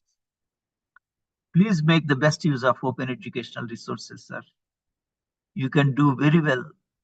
Your teaching ability will be enhanced several fold if you use open educational resources. Open educational resources in India, NPTEL courses, video lectures for different courses by professors from IITs and IISc Bangalore, lecture notes for different courses. These video lectures and lecture notes can be used by the teachers appropriately in the related courses. They can be used by the students also. So I have made use of the lecture notes prepared by Professor Natarajan of IISc Bangalore. I have made use of that in my course on corrosion science. It was of great benefit. I have given printed copies of corrosion monitoring techniques to all my students. It is well drafted. So I thought it is one reference material, one source of learning material. The student should have access for different sources of learning materials so that some students, one material appeals better, for some other students, some other material appeals better. That's how you can meet the needs of diverse learners. Swayam, study webs of active learning for young aspiring minds. This is the complete form for the acronym. Swayam is acronym. Program of MHRD, Government of India. It's an indigenous IT platform that facilitates posting of all the courses taught in classrooms, starting from 9th class till post-graduation. These courses can be accessed by anyone, anywhere, at any time. And residents of India need not pay any fee for that. But other countries, they have to pay some subscription for making use of these courses. All the courses are interactive, prepared by the best teachers in the country, and are available free of cost to the residents in India. More than 1,000 specially chosen faculty and teachers from across the country have participated in preparing these courses. The courses hosted on Swayam are in 4 quadrants. In the first quadrant, there is video lecture. Students watch the video lecture again and again till he or she understands the concepts thoroughly. Then another quadrant, you have specially prepared reading material that can be downloaded and printed. You can read several times. There will be workload problems also. There will be exercises also. You can do all that. There will be assignments also in the reading material. You can do all that. After watching the video lecture, after reading the reading material thoroughly, then you can attempt for a self-assessment quiz or self-assessment test, actually, not quiz, test. It consists of multiple choice questions and other problems and other long answer questions also. Self-assessment test. If the student is able to do well in the self-assessment test, that is fine. Otherwise, he is advised to go through the video lecture again and again, through the specially prepared reading material again, and then appear again for the self-assessment test. Then he will be able to solve all the problems, all the questions independently. That is important. Then 4th quadrant, very important, an online discussion forum. That means if the students, after watching the video, after reading the specially prepared reading material, he has a question, a clarification, a doubt, then he can put it in the online discussion forum. He can write there his question with his name. Suppose 1,000 students have registered a course on Swayam. Then one student puts a question. Then 10 students may reply their answers. Then another student may put a question. Then another 12 students may reply their answers. So this gives an opportunity for deep learning, and this does justice for diverse learners. This does justice for slow learners. They may have many doubts. All their doubts will be clarified, right? It's a great learning platform, Swayam. You advise all your students to register for at least a few courses on Swayam. They may be attending your classes also, but your classes is one resource. It provides one kind of experience. Swayam course also gives another kind of experience, another teacher, some other reading material, some other videos, and then online discussion forum. He can put on his questions and learn in depth, right? The whole thing was modeled based upon Moodle learning management system. So if your universities have a reasonable fund, you can purchase a server costing around 10 lakhs also, 10 lakhs rupees, so that all the faculty can make use of the Moodle learning management system that will meet the needs of the diverse learners. Even the blind people can put, with the help of the scribe or reader, can put the question. They can get the answer. Slow learners, even simple doubts, if they have gap in prerequisite knowledge, they can put the question there. They will get the answer. So learning management system with an online discussion forum will be of great help to meet the needs of diverse learners and inclusive education. Swayamprabha is a group of 32 DTH channels devoted to telecasting of high quality educational programs on 24/7 basis using GSAT 15 satellite. This is the website of Swayamprabha. You can go through that. The homepage gives us the list of channels, among which we can choose the channels related to our discipline of knowledge, our subject, the course which we are teaching. Channels 1 to 10, video lectures developed by Consortium for Educational Communication of UGC for some subjects. Channels 11 to 18 and 30, video lectures developed by NPTEL for some subjects. Channel 29, video lectures developed by Quality Enhancement for Engineering Education, IIT Madras, exclusive channel. 23 to 26, video lectures developed by IGNOU for some subjects. Channels 19 to 22, video lectures developed by IIT Paul, IIT Professors Assisted Learning for Maths, Physics, Chemistry, and Biology for 12th standard students, 11th and 12th standard students.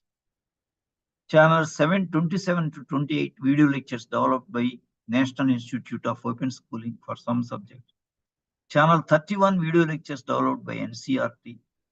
Channel 32, video lectures developed by IGNOU and NIOS. So based on your course, you can see which channel gives video lectures.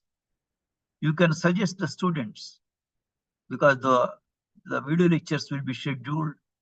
You can ask them to watch that video. There are some video lectures in archives which were already delivered. You can go through the archives also and then download the videos and ask the students to go through the video lectures. It will be of great resource for all the diverse learners. Now, it is very important, sir.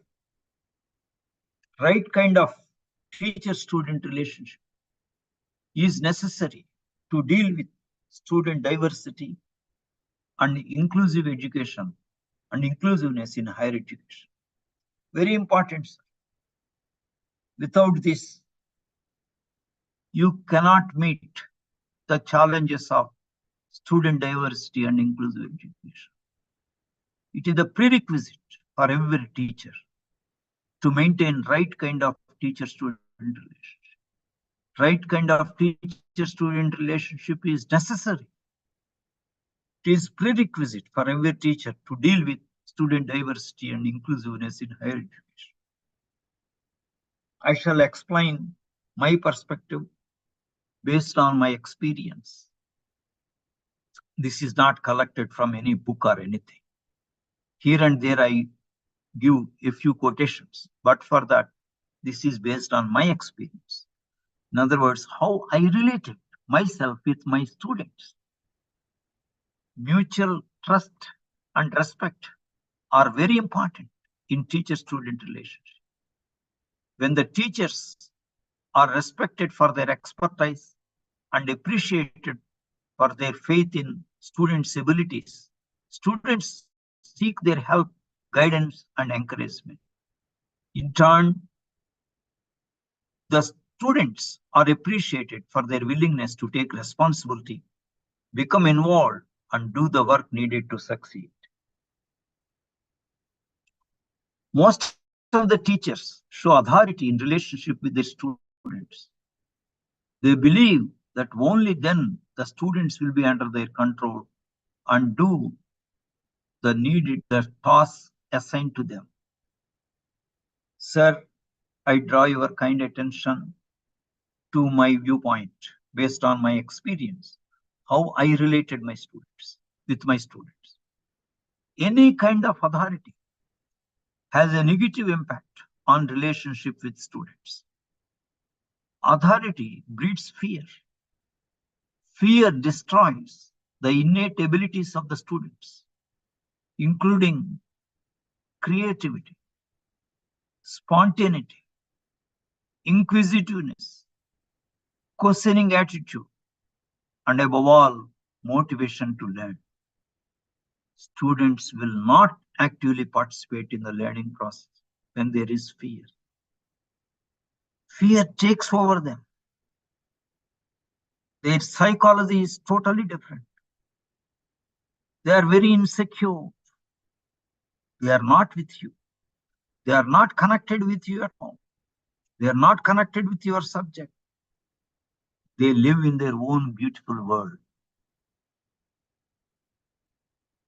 It is necessary that the teachers dispel fear among the students by building positive relationship with them in the first few classes. That's what I used to do. We play the role of facilitator of learning. We may use the phrases like, let us investigate, let us learn together, and appreciate the students for their effort on learning. Building positive teacher-student relationship. Assist the students as instructor, facilitator, guide, and mentor. Please reflect upon this, sir. Assist the students as instructor, facilitator, guide, and mentor. There are 4 roles mentioned here. Please reflect upon.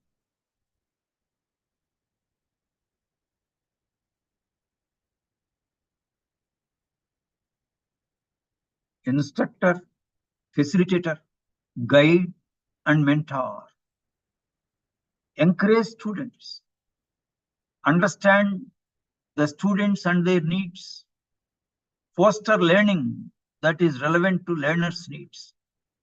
Pay special attention to the students with special needs and differently abled students. Give importance to continuum of increasing student responsibility for decision making. Teachers have to transfer the control and students have to take greater responsibility. This is very important. They must be more responsible in the classroom, attentive, solve all the tasks given inside the classroom, and also home assignment. They must be responsible for their learnings. That is possible with right kind of teacher-student relationship.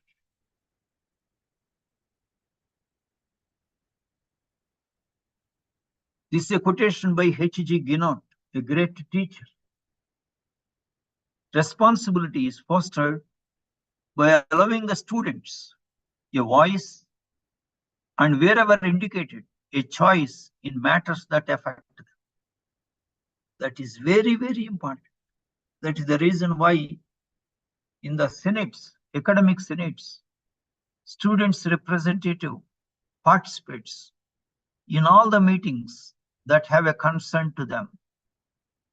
As a special invitee, student representative is invited because he should give his voice in all the matters that affect the students. That is very important. For the matters connected with the students, others have no right to take decisions without involving them. You involve the students in taking decisions. Even while deciding the test also, the schedule, because in NIT Warangal, for 20 marks, 2 tests, the class teacher can decide the date and the way of assessment, everything, it is within the teacher. Only for 30 marks in the internal assessment, there will be a mid-semester examination, scheduled timetable and all that. Even for these 2 tests also, class tests also, I used to involve the students. When shall we have the test? At what time shall we have the test? Will you be ready by that time? You fix the schedule.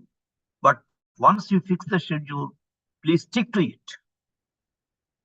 That's how, in many matters which concern them, I used to involve them in all the decisions so that it is agreed upon. Again, building positive relationship with the students. Greet students warmly when they arrive each day. Be affectionate with students. Show respect and caring for every student. Be impartial. Listen to students with empathy. Empathy is very important attribute of any teacher, sir. Make eye-to-eye contact with every student. Engage in one-to-one with every student. Provide secure relationship. Talk to them in pleasant and calm voices. Very important, sir. Pleasant and calm voices.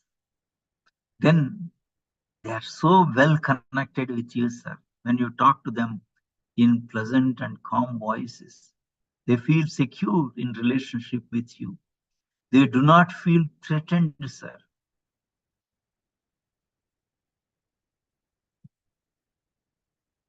Provide opportunities for holistic learning experiences with an inquiry approach, both inside and outside the classroom. Here also inclusiveness must be taken care of. Help students understand classroom expectations. Redirect the students when they exhibit challenging behavior. Encourage them to listen to others. Acknowledge the students for their effort and accomplishments. Appreciate the deed or activity of the students, but not the students. Don't say, Mr. Ram is excellent. Please appreciate only the activity. The problem is solved by Mr. Ram. The way the problem is solved by Mr. Ram is appreciated. Right? This is very important, sir.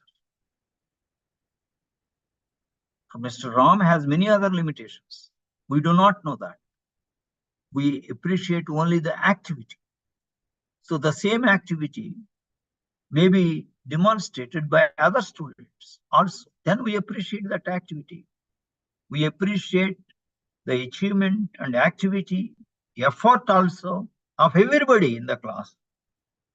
There will be occasions that we appreciate the effort also. One may have gone wrong, but effort has gone into.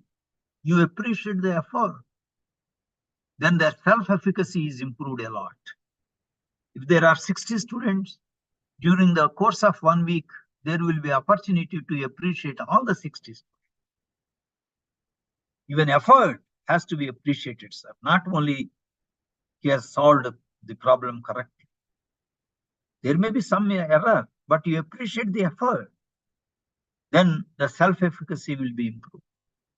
Similarly, condemn the misdeed or mischief of the students and not the students. Don't say, Mr. Prasad is a useless student. Don't say that, sir. You say this deed by Mr. Prasad is not acceptable. I do not appreciate. I do not like that. Right? This activity, this deed, I condemn. Then you talk to Mr. Prasad outside the classroom and have counseling session. Indirectly, have a dialogue with him. Find out about his parents. Talk to him about his interests, about his goals in life. Talk to him. Get connected with him. Then Mr. Prasad will be totally different person later in the class. Adopt a supportive style, a supportive teaching style that allows for student autonomy can foster increased student interest, enjoyment, engagement, and performance. Supportive teachers' behaviors include listening, giving hints and encouragement, being responsive to students' questions, and showing empathy for students, nurturing self-worth, a sense of competence and autonomy, give the needed support to differently abled students. That is very important.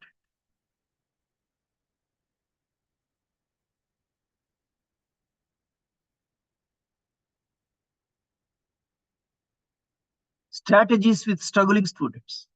When students are struggling with poor academic performance, low self-efficacy, or low motivation, one strategy that may help them is teach them how to learn. Is very important. A few students in every class need how to learn, strategies of learning, especially that is possible in tutorial class. I have already mentioned for every 3 contact hours, there should be 1 tutorial hour. You use the tutorial hour. Whenever there are lab courses, use the lab courses to teach them how to learn, because one-to-one correspondence is possible in the lab courses. Outline specific strategies for completing an assignment, note-taking, or reviewing for an examination. Scaffolding as a technique.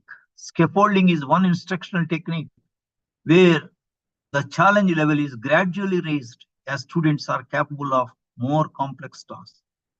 This technique works well to motivate slow learners. Always encourage the students to compare with their earlier performance and achieve still better. Do not compare with other students' performance. Tell them often that they should not compare with others' performance.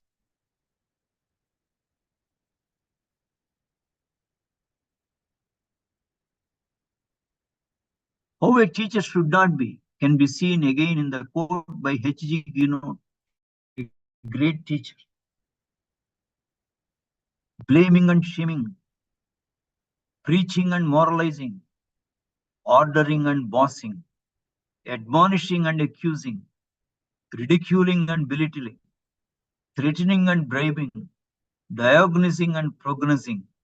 These techniques brutalize, vulgarize, and dehumanize the students. Please reflect upon this for 1 minute.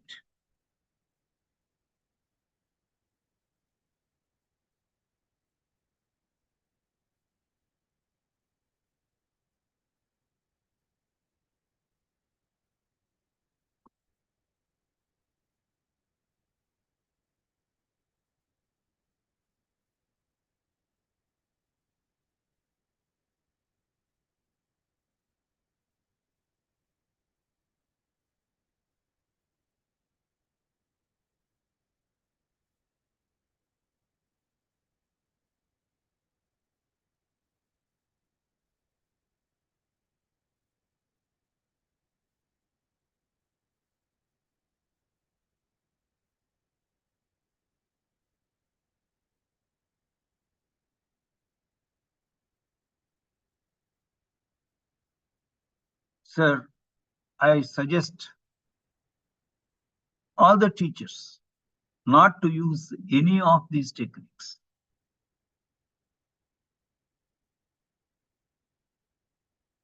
Empathetic relationship with students and effective communication with them are very important attributes of a teacher, and they have a great impact on the effective domain of learning of the students. Here I quote Carl Rogers, a great social psychologist who had a positive influence, positive impact on millions of people in the world. Man's inability to communicate is a result of his failure to listen effectively. Man's inability to communicate is a result of his failure to listen effectively. Carl Rogers. We think we listen, but very rarely do we listen with real understanding, true empathy. Yet, listening of this very kind, special kind, is one of the most potent forces for change that I know. Carl Rogers. We think we listen. Again, I am repeating this. We think we listen, but very rarely do we listen with real understanding. True empathy, yet listening of this very special kind, is one of the most important forces for change that I know. Carl Rogers. Listening to the students is very important. Listening to each other among the faculty is very important. With empathy is very important. Guidance, counseling, and mentoring of students by teachers is necessary in all the institutions of higher education to deal with student diversity and inclusiveness in higher education. In guidance, you have two types of guidance: academic guidance and career guidance. First of all, guidance means to indicate,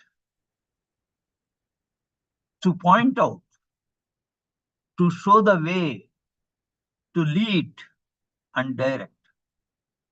Underperformers in a course need academic guidance, such as clarification of concepts and doubts while doing assignments, tips for preparing for the tests, scaffolding, and empathetic communication to improve their self-efficacy. They need your guidance outside the classroom. The teacher may have to stay beyond the institute timings quite often to provide academic guidance to such needy students.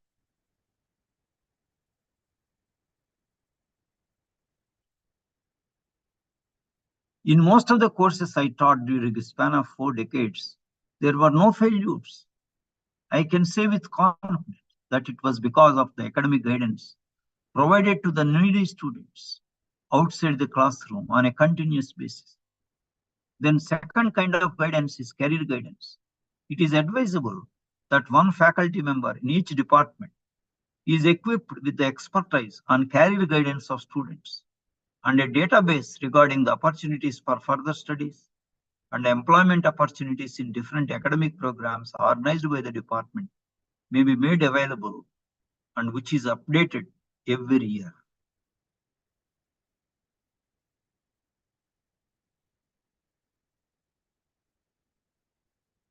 The faculty member in charge of the career guidance can give a few lectures on different opportunities for further studies as well as employment opportunities. After listening to those lectures and going through the database, a few students may come to you seeking your further guidance among the shortlisted options by those students. This one-to-one interaction several times will lead to self-discovery of the students about their aptitude and competencies and enable them to take a right decision about their future career. I played a vital role in the career guidance of a large number of my students, and the feedback from them later indicated that it was the right decision taken by them. Counseling. Counseling is a series of direct contacts with the individual which aim to offer him assistance in changing the attitude and behavior. Again, quotation by Carl Rogers. Counseling involves two individuals, one seeking help and the other professionally trained person who can help the other. There should be a relationship of mutual trust and respect between the two individuals. The counselor discovers the problems of the counselee and helps him to set the realistic goals and achieve them.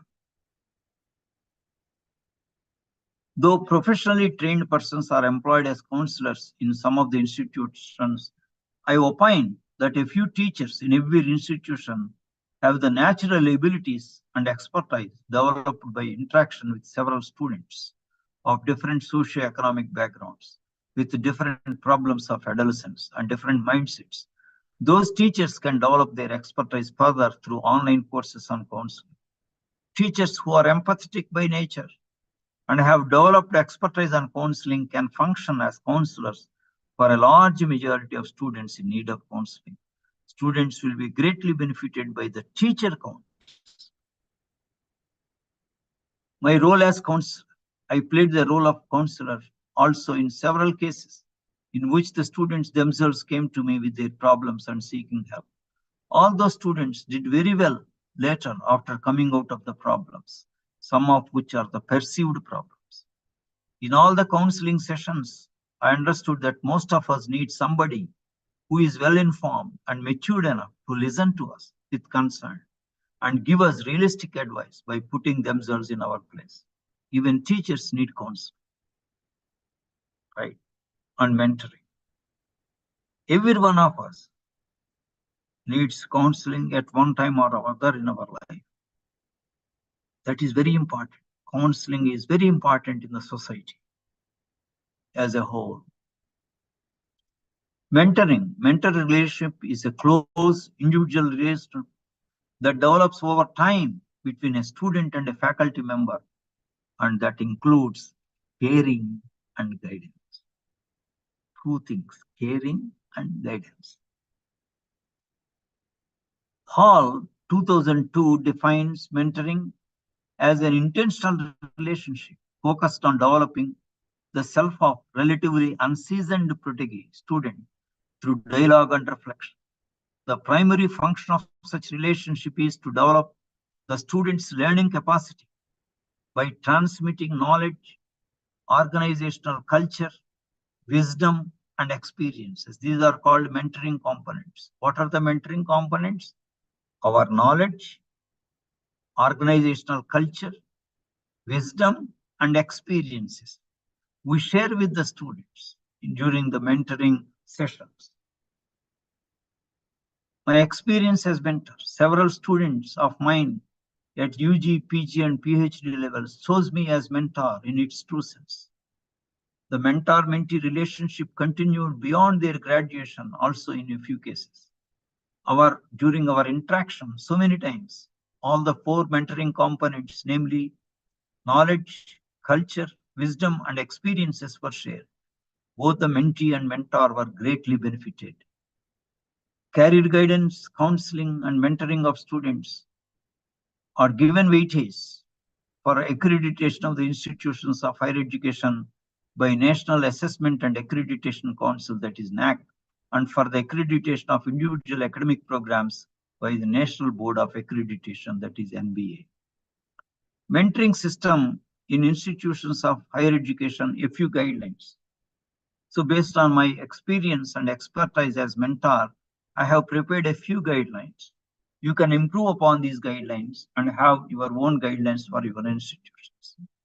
The number of mentees assigned to a mentor may be to a maximum of 20. The mentor may be one of the teachers of the student. The mentor-mentee relationship may be for a minimum period of 1 year and may be continued up to graduation of the student if the student wishes so. When the students join in an academic program, the department which offers the program will assign a group of 20 students to the same mentor for a period of 1 year. It's a good practice to provide a slot for mentor-mentee meetings in the timetable itself. The outcome of the interaction of the meetings may be recorded in the form of a report in a template designed by the institute for the purpose. The problems faced by the mentees may be immediately brought to the notice of the concerned and addressed appropriately. The action taken report may be included in the report for the next meeting. The record containing the discussions and outcome of the mentor-mentee meetings and the redressal of their issues forms the evidence for the weightage by NBA or NAC. It is necessary that every faculty member in higher education involves himself or herself in academic and career guidance, counseling and mentoring of FU students every year. His or her contribution in all these must be given due weightage in selections or promotions to higher education, higher positions. So I shall give 2 examples in my experience as mentor. In one case, in one of the meetings, my students, the first year BTech students, mentioned about a professor who was going on putting the slides without any explanation. If the student asks any question, the teacher will say, you go home and see the PPT. It is shared with you all, right? So you will understand. There need not be any questions in the classroom. That's how the teacher used to answer. The students brought to my notice, sir, without interactive session, how can this be a lecture at all? It should be interactive session completely. So then I brought to the notice of the director, requesting him to send a circular to all the faculty. All the classes must be interactive sessions. Just putting on the slides does serve no purpose at all. It should be interactive. These PPTs must be used sparingly whenever they are needed. The blackboard or the whiteboard must be used for the purpose of interaction between the students. Essentially, it should be interactive session. It should involve a question answer session in every classroom. It should involve activities by the students, like that a circular has gone to all the faculty members. I shall quote another example in another meeting, mentor-mentee meetings. Another meeting, you see, one practice was brought to my notice. In a course on object-oriented programming, the one teacher used to teach in a particular class. 8 sections are there. In all other 7 sections, 7 young assistant professors used to simply stand there on the dais. Through the networking, the slides are displayed in all other 7 sections, and the students used to listen through the microphone network. The students brought to my notice this practice. Then immediately I went to the director, telling that this is not expected at all. So every classroom should be an interactive session.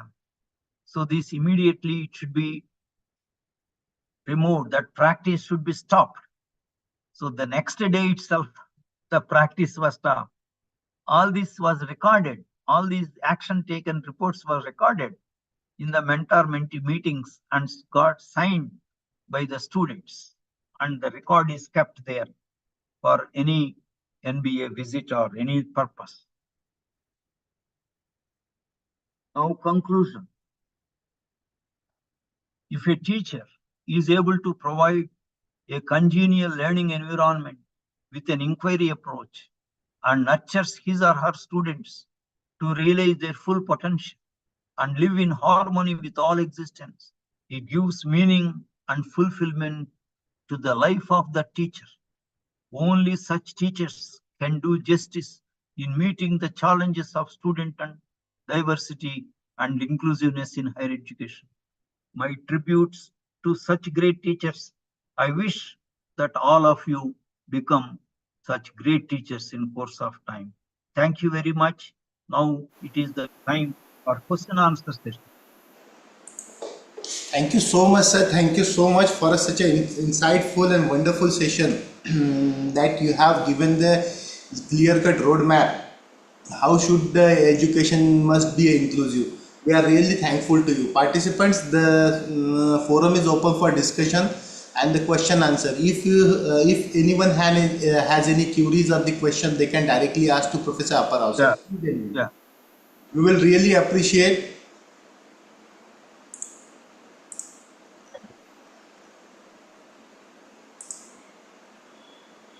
Questions, please. Questions, please. Any question you can ask me on any theme. Sir, one of the questions received from the YouTube, that question is that in one side the government is taking the responsibility of education from early child education to 12th or to up to the level of secondary learning, and in the second hand the government is privatizing the higher education concept of the prior higher education. How should we can make the education more inclusive in terms of higher education if the institute get privatized? Yeah, it's a very good question. I appreciate the questioner. It's an excellent question. You see, the government, state governments especially, are allowing the private universities in order to, frankly speaking, escape from its own responsibility of providing access to higher education for a large number of youth, right? However, the government must insist, the private universities also must insist, the private universities also to implement the strategies of providing equity and inclusiveness in higher education.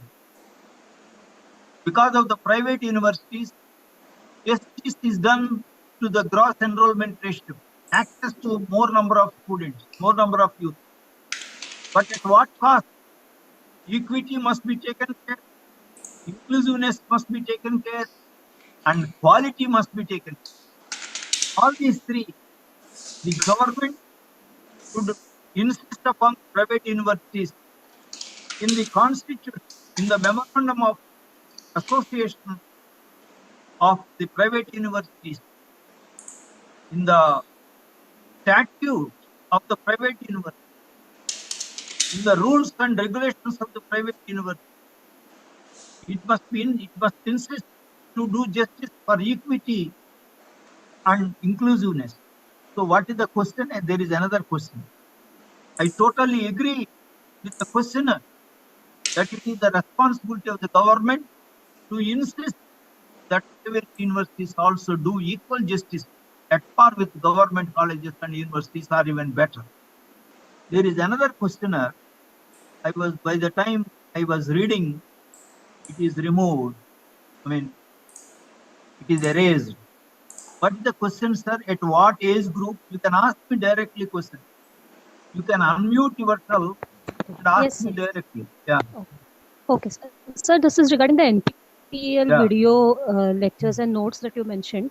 So, I am actually a physiotherapist. I work with children with special needs also, but some of them are right now adolescents who are, they finished their board exams and at that level. So, can those lectures be also, can those students can also be directed towards from 15 years onwards or from 10th standard onwards, can they be directed towards that portal for education for NPTEL, the video recordings? They are children who are cognitively okay but with special needs. Yeah. That is a very good question. But all these NPTEL video lectures, they are all for general students. They are not students for students with special needs. So for students with special needs, separately the teacher who teaches the course can separately prepare the learning material for the students with the special needs. That is the best way. NPTEL does not prepare for that. No platform, even SWAYAM, does not prepare the courses for the students with special needs. This is a very good question. Okay. Therefore, the concerned teacher alone will be competent enough to prepare the learning material for the students with special needs. That is one answer. Another answer is, in your own discipline, you go to open educational resources. In open educational resources, there will be some material for students with special needs in your own discipline. You take that material and modify them, right? So open educational resources allow you to modify the material to make use of it. That is the best way, in my opinion. There is a lot of material in the open educational resources for in every discipline for students with special needs. You please find out. I have Okay. given the list of open educational resources, but the teacher is the best person to customize the material for the needs of those students, because students with special needs, every student is unique. You cannot generalize. For every student, this works out well. So you have to customize for the students with special needs. And that is necessary from the school education onwards. Because why school education it is necessary? By the time they come to the undergraduate higher education, the prerequisite knowledge gap will be fulfilled, will be filled. Therefore, from the school education itself, customized material, special learning material must be available for the students with special needs. This is a wonderful question. I thank you very much for such a Thank you, question. sir. Thank you, sir. So I shall also set for my own discipline of chemistry what is the material for the students with special needs. Actually, I am in the process of writing a book for 10th class chemistry students. So there I shall provide the material for the students with special needs. Thank you for such a wonderful question. Thank you, sir. Both the questions are great questions.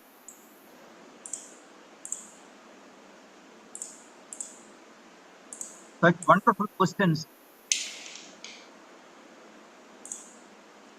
Yes, participant, is there anyone having any queries? Actually, I am here to answer your questions for any length of time.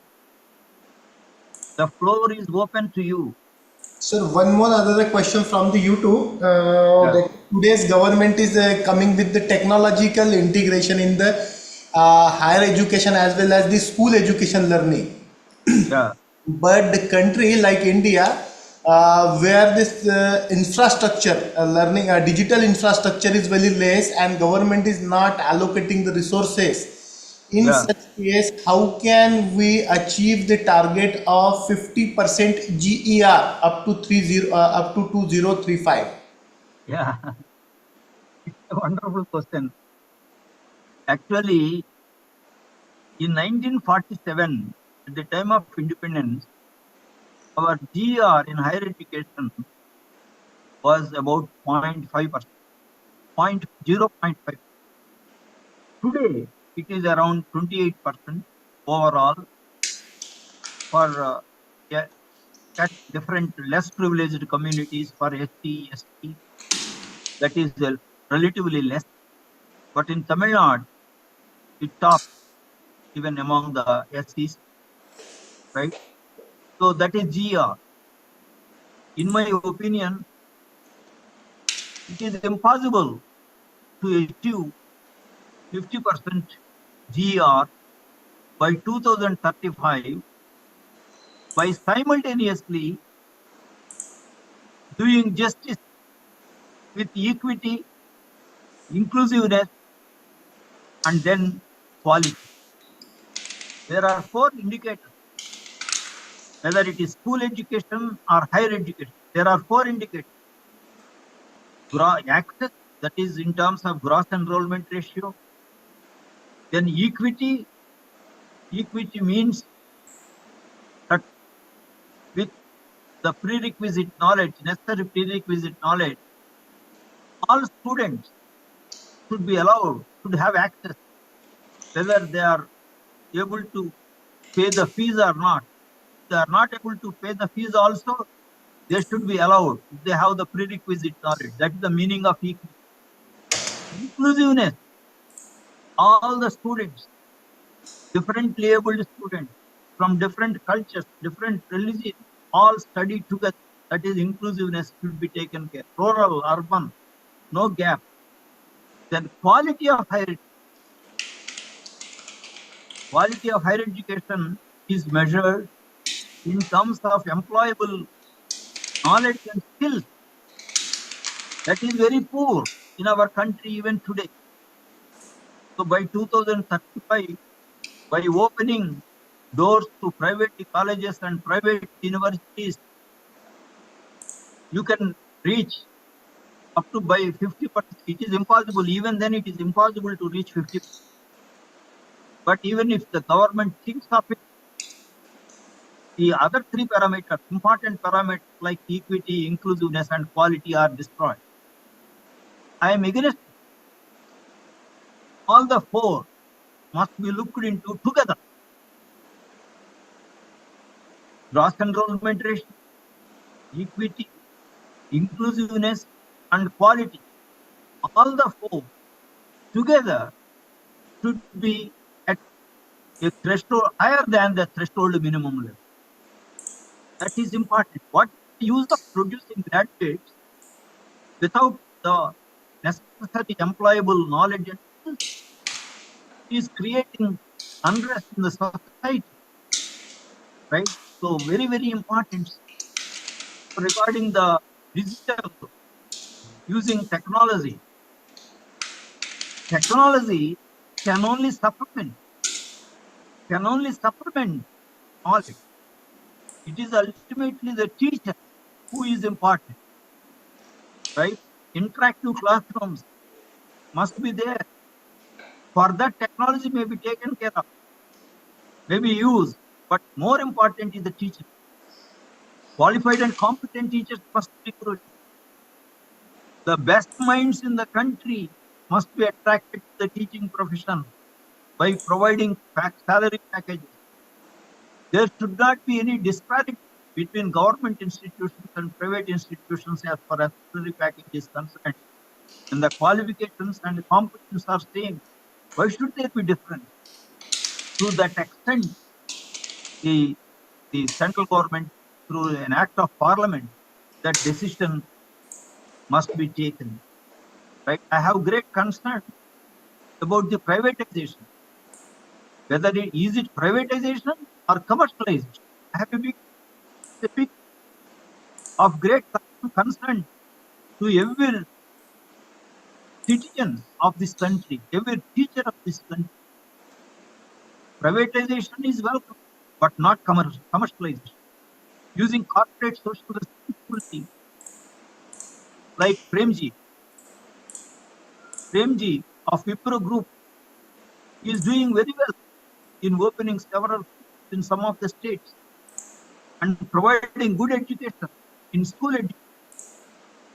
Similarly, some other industries have started universities with corporate social responsibility. They are doing very well. So such people must be allowed to open the university. Not everybody. Everybody should not be allowed to open private university. Only with social concern. It's a kind of trusteeship.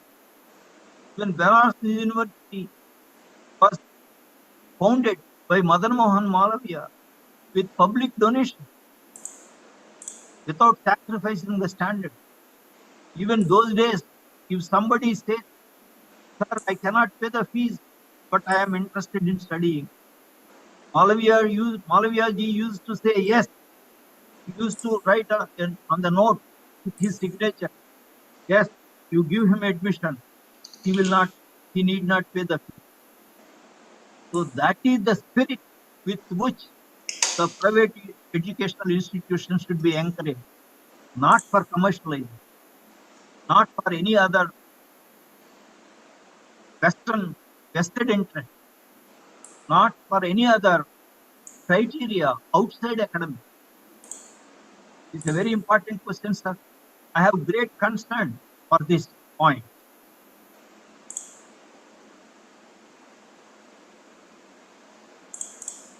Thank you so much, sir. Yeah. Yes, Other participant. questions, please. Another question is there any other questions or the queries? Questions, please. Very good questions today. I am listening to. I'm happy about the questions. Some more questions. If anyone has any queries or the question not related to this topic, entire Any NEP, topic, any theme, yes, any theme, any theme or anything, any topic, you can directly ask to Professor Apparao, sir. anything you can ask.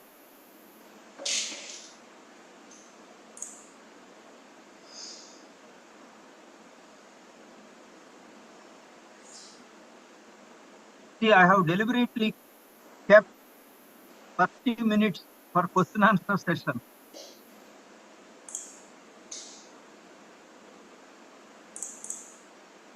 Yes, anyone?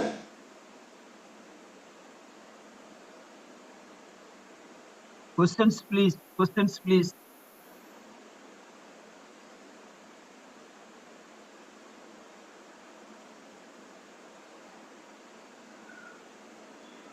Sir, one question from another side of YouTube from Okay. one participant. Yeah. In earlier policy, there is a concept of barrier-free education, and the government of India has launched the scheme for barrier-free education in its under Planning Commission of India. But now there is no provision. Is there any provision in NEP for the barrier-free education, or such kind of schemes are launched by the Ministry or Government of India? Right now, so far, I have not heard of the term in the NEP 2020. In the earlier regulation also, it was mentioned NEP 1992.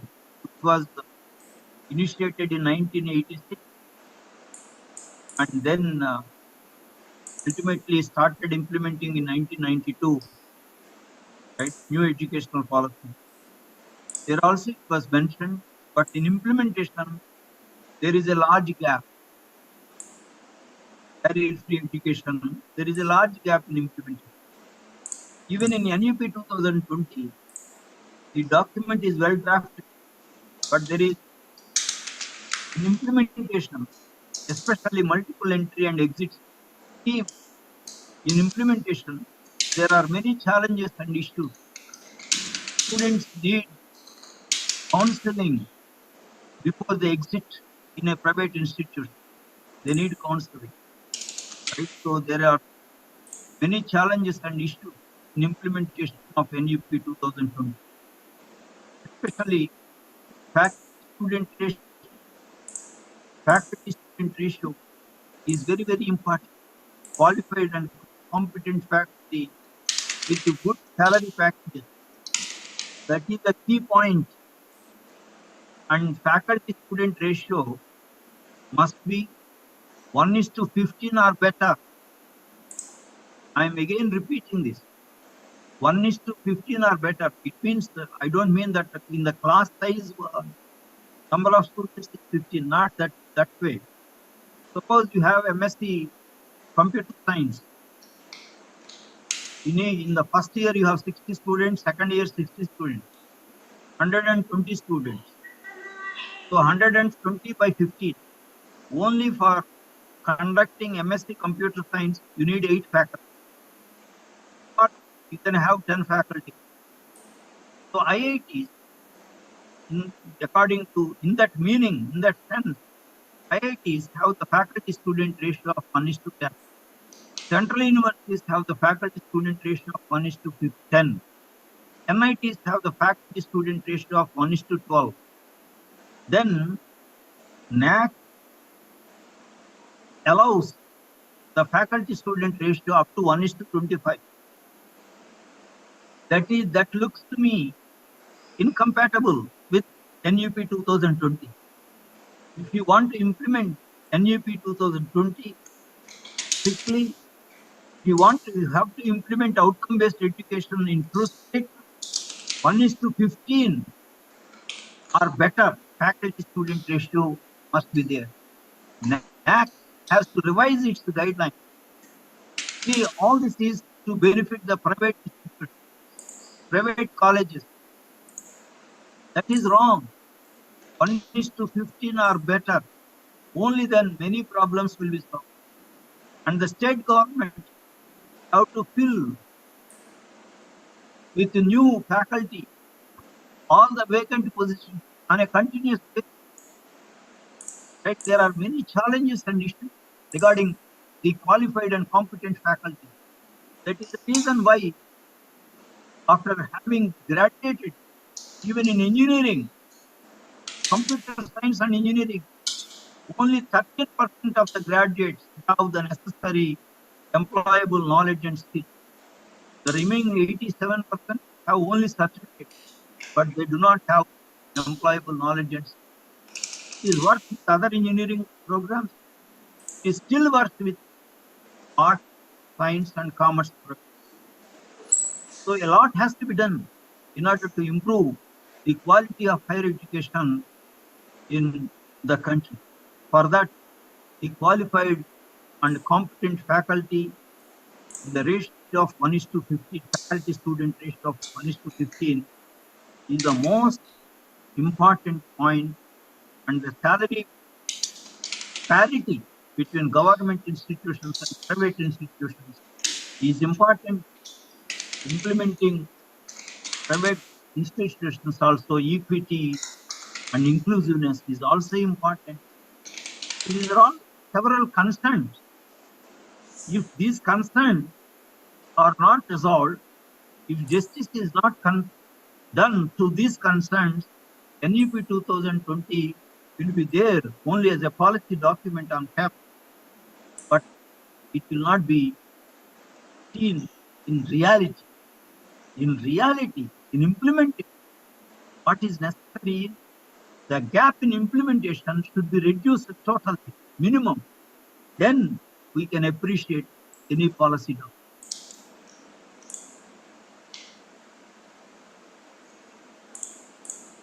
Thank you, sir. Thank you so much. If you could, I think, sir, there is no more questions. So, if you could permit, shall we wind up? We'll wind up. Sir, one more question in chat box from Dr. Dvived. NEP promotes multidisciplinary and multiple entry policy, but can student pursue 2 or more different courses at the same time? No, only one program. Only one program. Existing one stream professional course or degree holder can get registered in the one stream. Only one stream. Only one stream. He can do privately. He can register privately for online courses. Any number of courses he can do. But officially, in any degree college or PG college or university, he can be enrolled only in one stream. Hope Dr. Divedi sir, you will get your answer. Sir, it is more about the permission for practicing that particular stream. I mean, if a doctor is having a medical degree and if he pursue law degree, at the existing policy, the council, he can register only either in medical council or in law council. He cannot have a medical practice and also law practice. That is the limitation in the existing policy. So is there any concern about this, that if he is taking multidisciplinary knowledge and he have got a degree of both the streams, if he can practice both as per his choice? That is not in the purview of NEP. Okay, sir. Okay. NEP does not talk about it. NEP only talks about he can have multidisciplinary knowledge, in the sense, even a medical graduate in medical programs, medicine also, there can be one elective in law. The interested student can take law as one of the elective courses. So multidisciplinary courses, NEP 2020 talks about. It is not in its purview. So we are free to have knowledge of many streams, but practicing on any one of the only one later. Only one later. Thank you, sir. Thank you.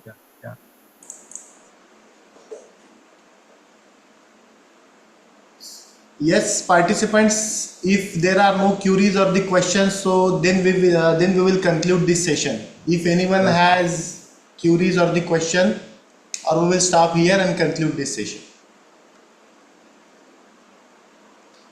Hello, Professor Apparao sir. I think there Yeah, is, yeah, there we is will no more conclude. queries or the questions. So if you could permit, shall we conclude, sir?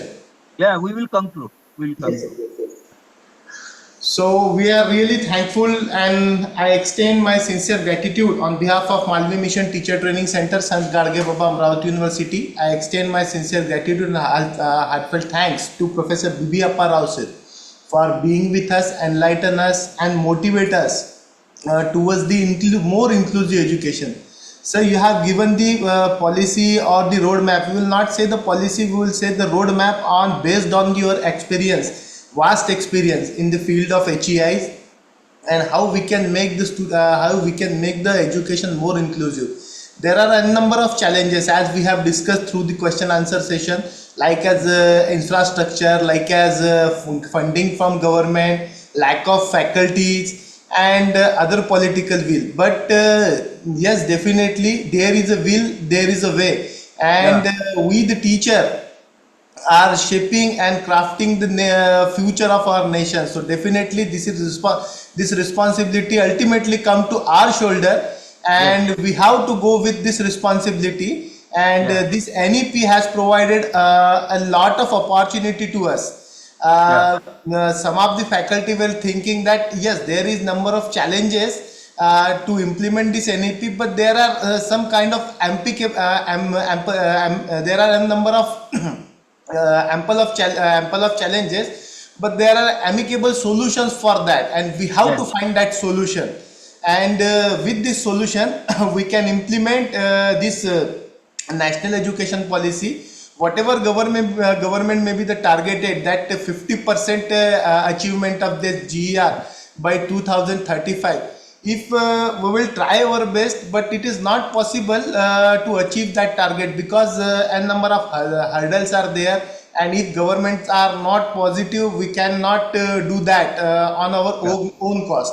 So Yeah. being an educational institute, being a heart of this educational institute as a teacher, we will play our role best. Yes. As far as I will again extend my sincere gratitude to Professor B.V. Apparao sir for being with us, enlighten us, and mentor us. And definitely, sir, we will request you to guide us in future also. So Yes. because we will take the benefit of your experiences in this field. I will also extend my sincere gratitude to all the participants because, sir, morning we have conducted a session on AI enabled research tools, that is for research and development, and continuously from 6 hours they are engaging in these sessions. Mhm. So it is really heavy, we understand, but all the participants are very good, and they are taking interactively, they are taking interactive they are taking interactive participation in the interaction as well as the question answer session. So on behalf of Malvi Mission Teacher Training Center, I also extend my sincere thanks to all the participants to join this session and contribute towards the implementation of this national education policy. And lastly, I will again extend my sincere gratitude to Professor B.V. Apparao sir, and with the kind consent of Professor Apparao sir, I would like to declare that this session will be over here. Okay. Thank you so much, sir, and thank you so everyone. much. Thank you. Participants, we will stop here. Tomorrow there is a Sunday and there will be no session, so please enjoy your holiday. We will not disturb on the holiday. Our sessions will be resumed from Monday, and I will post the details accordingly.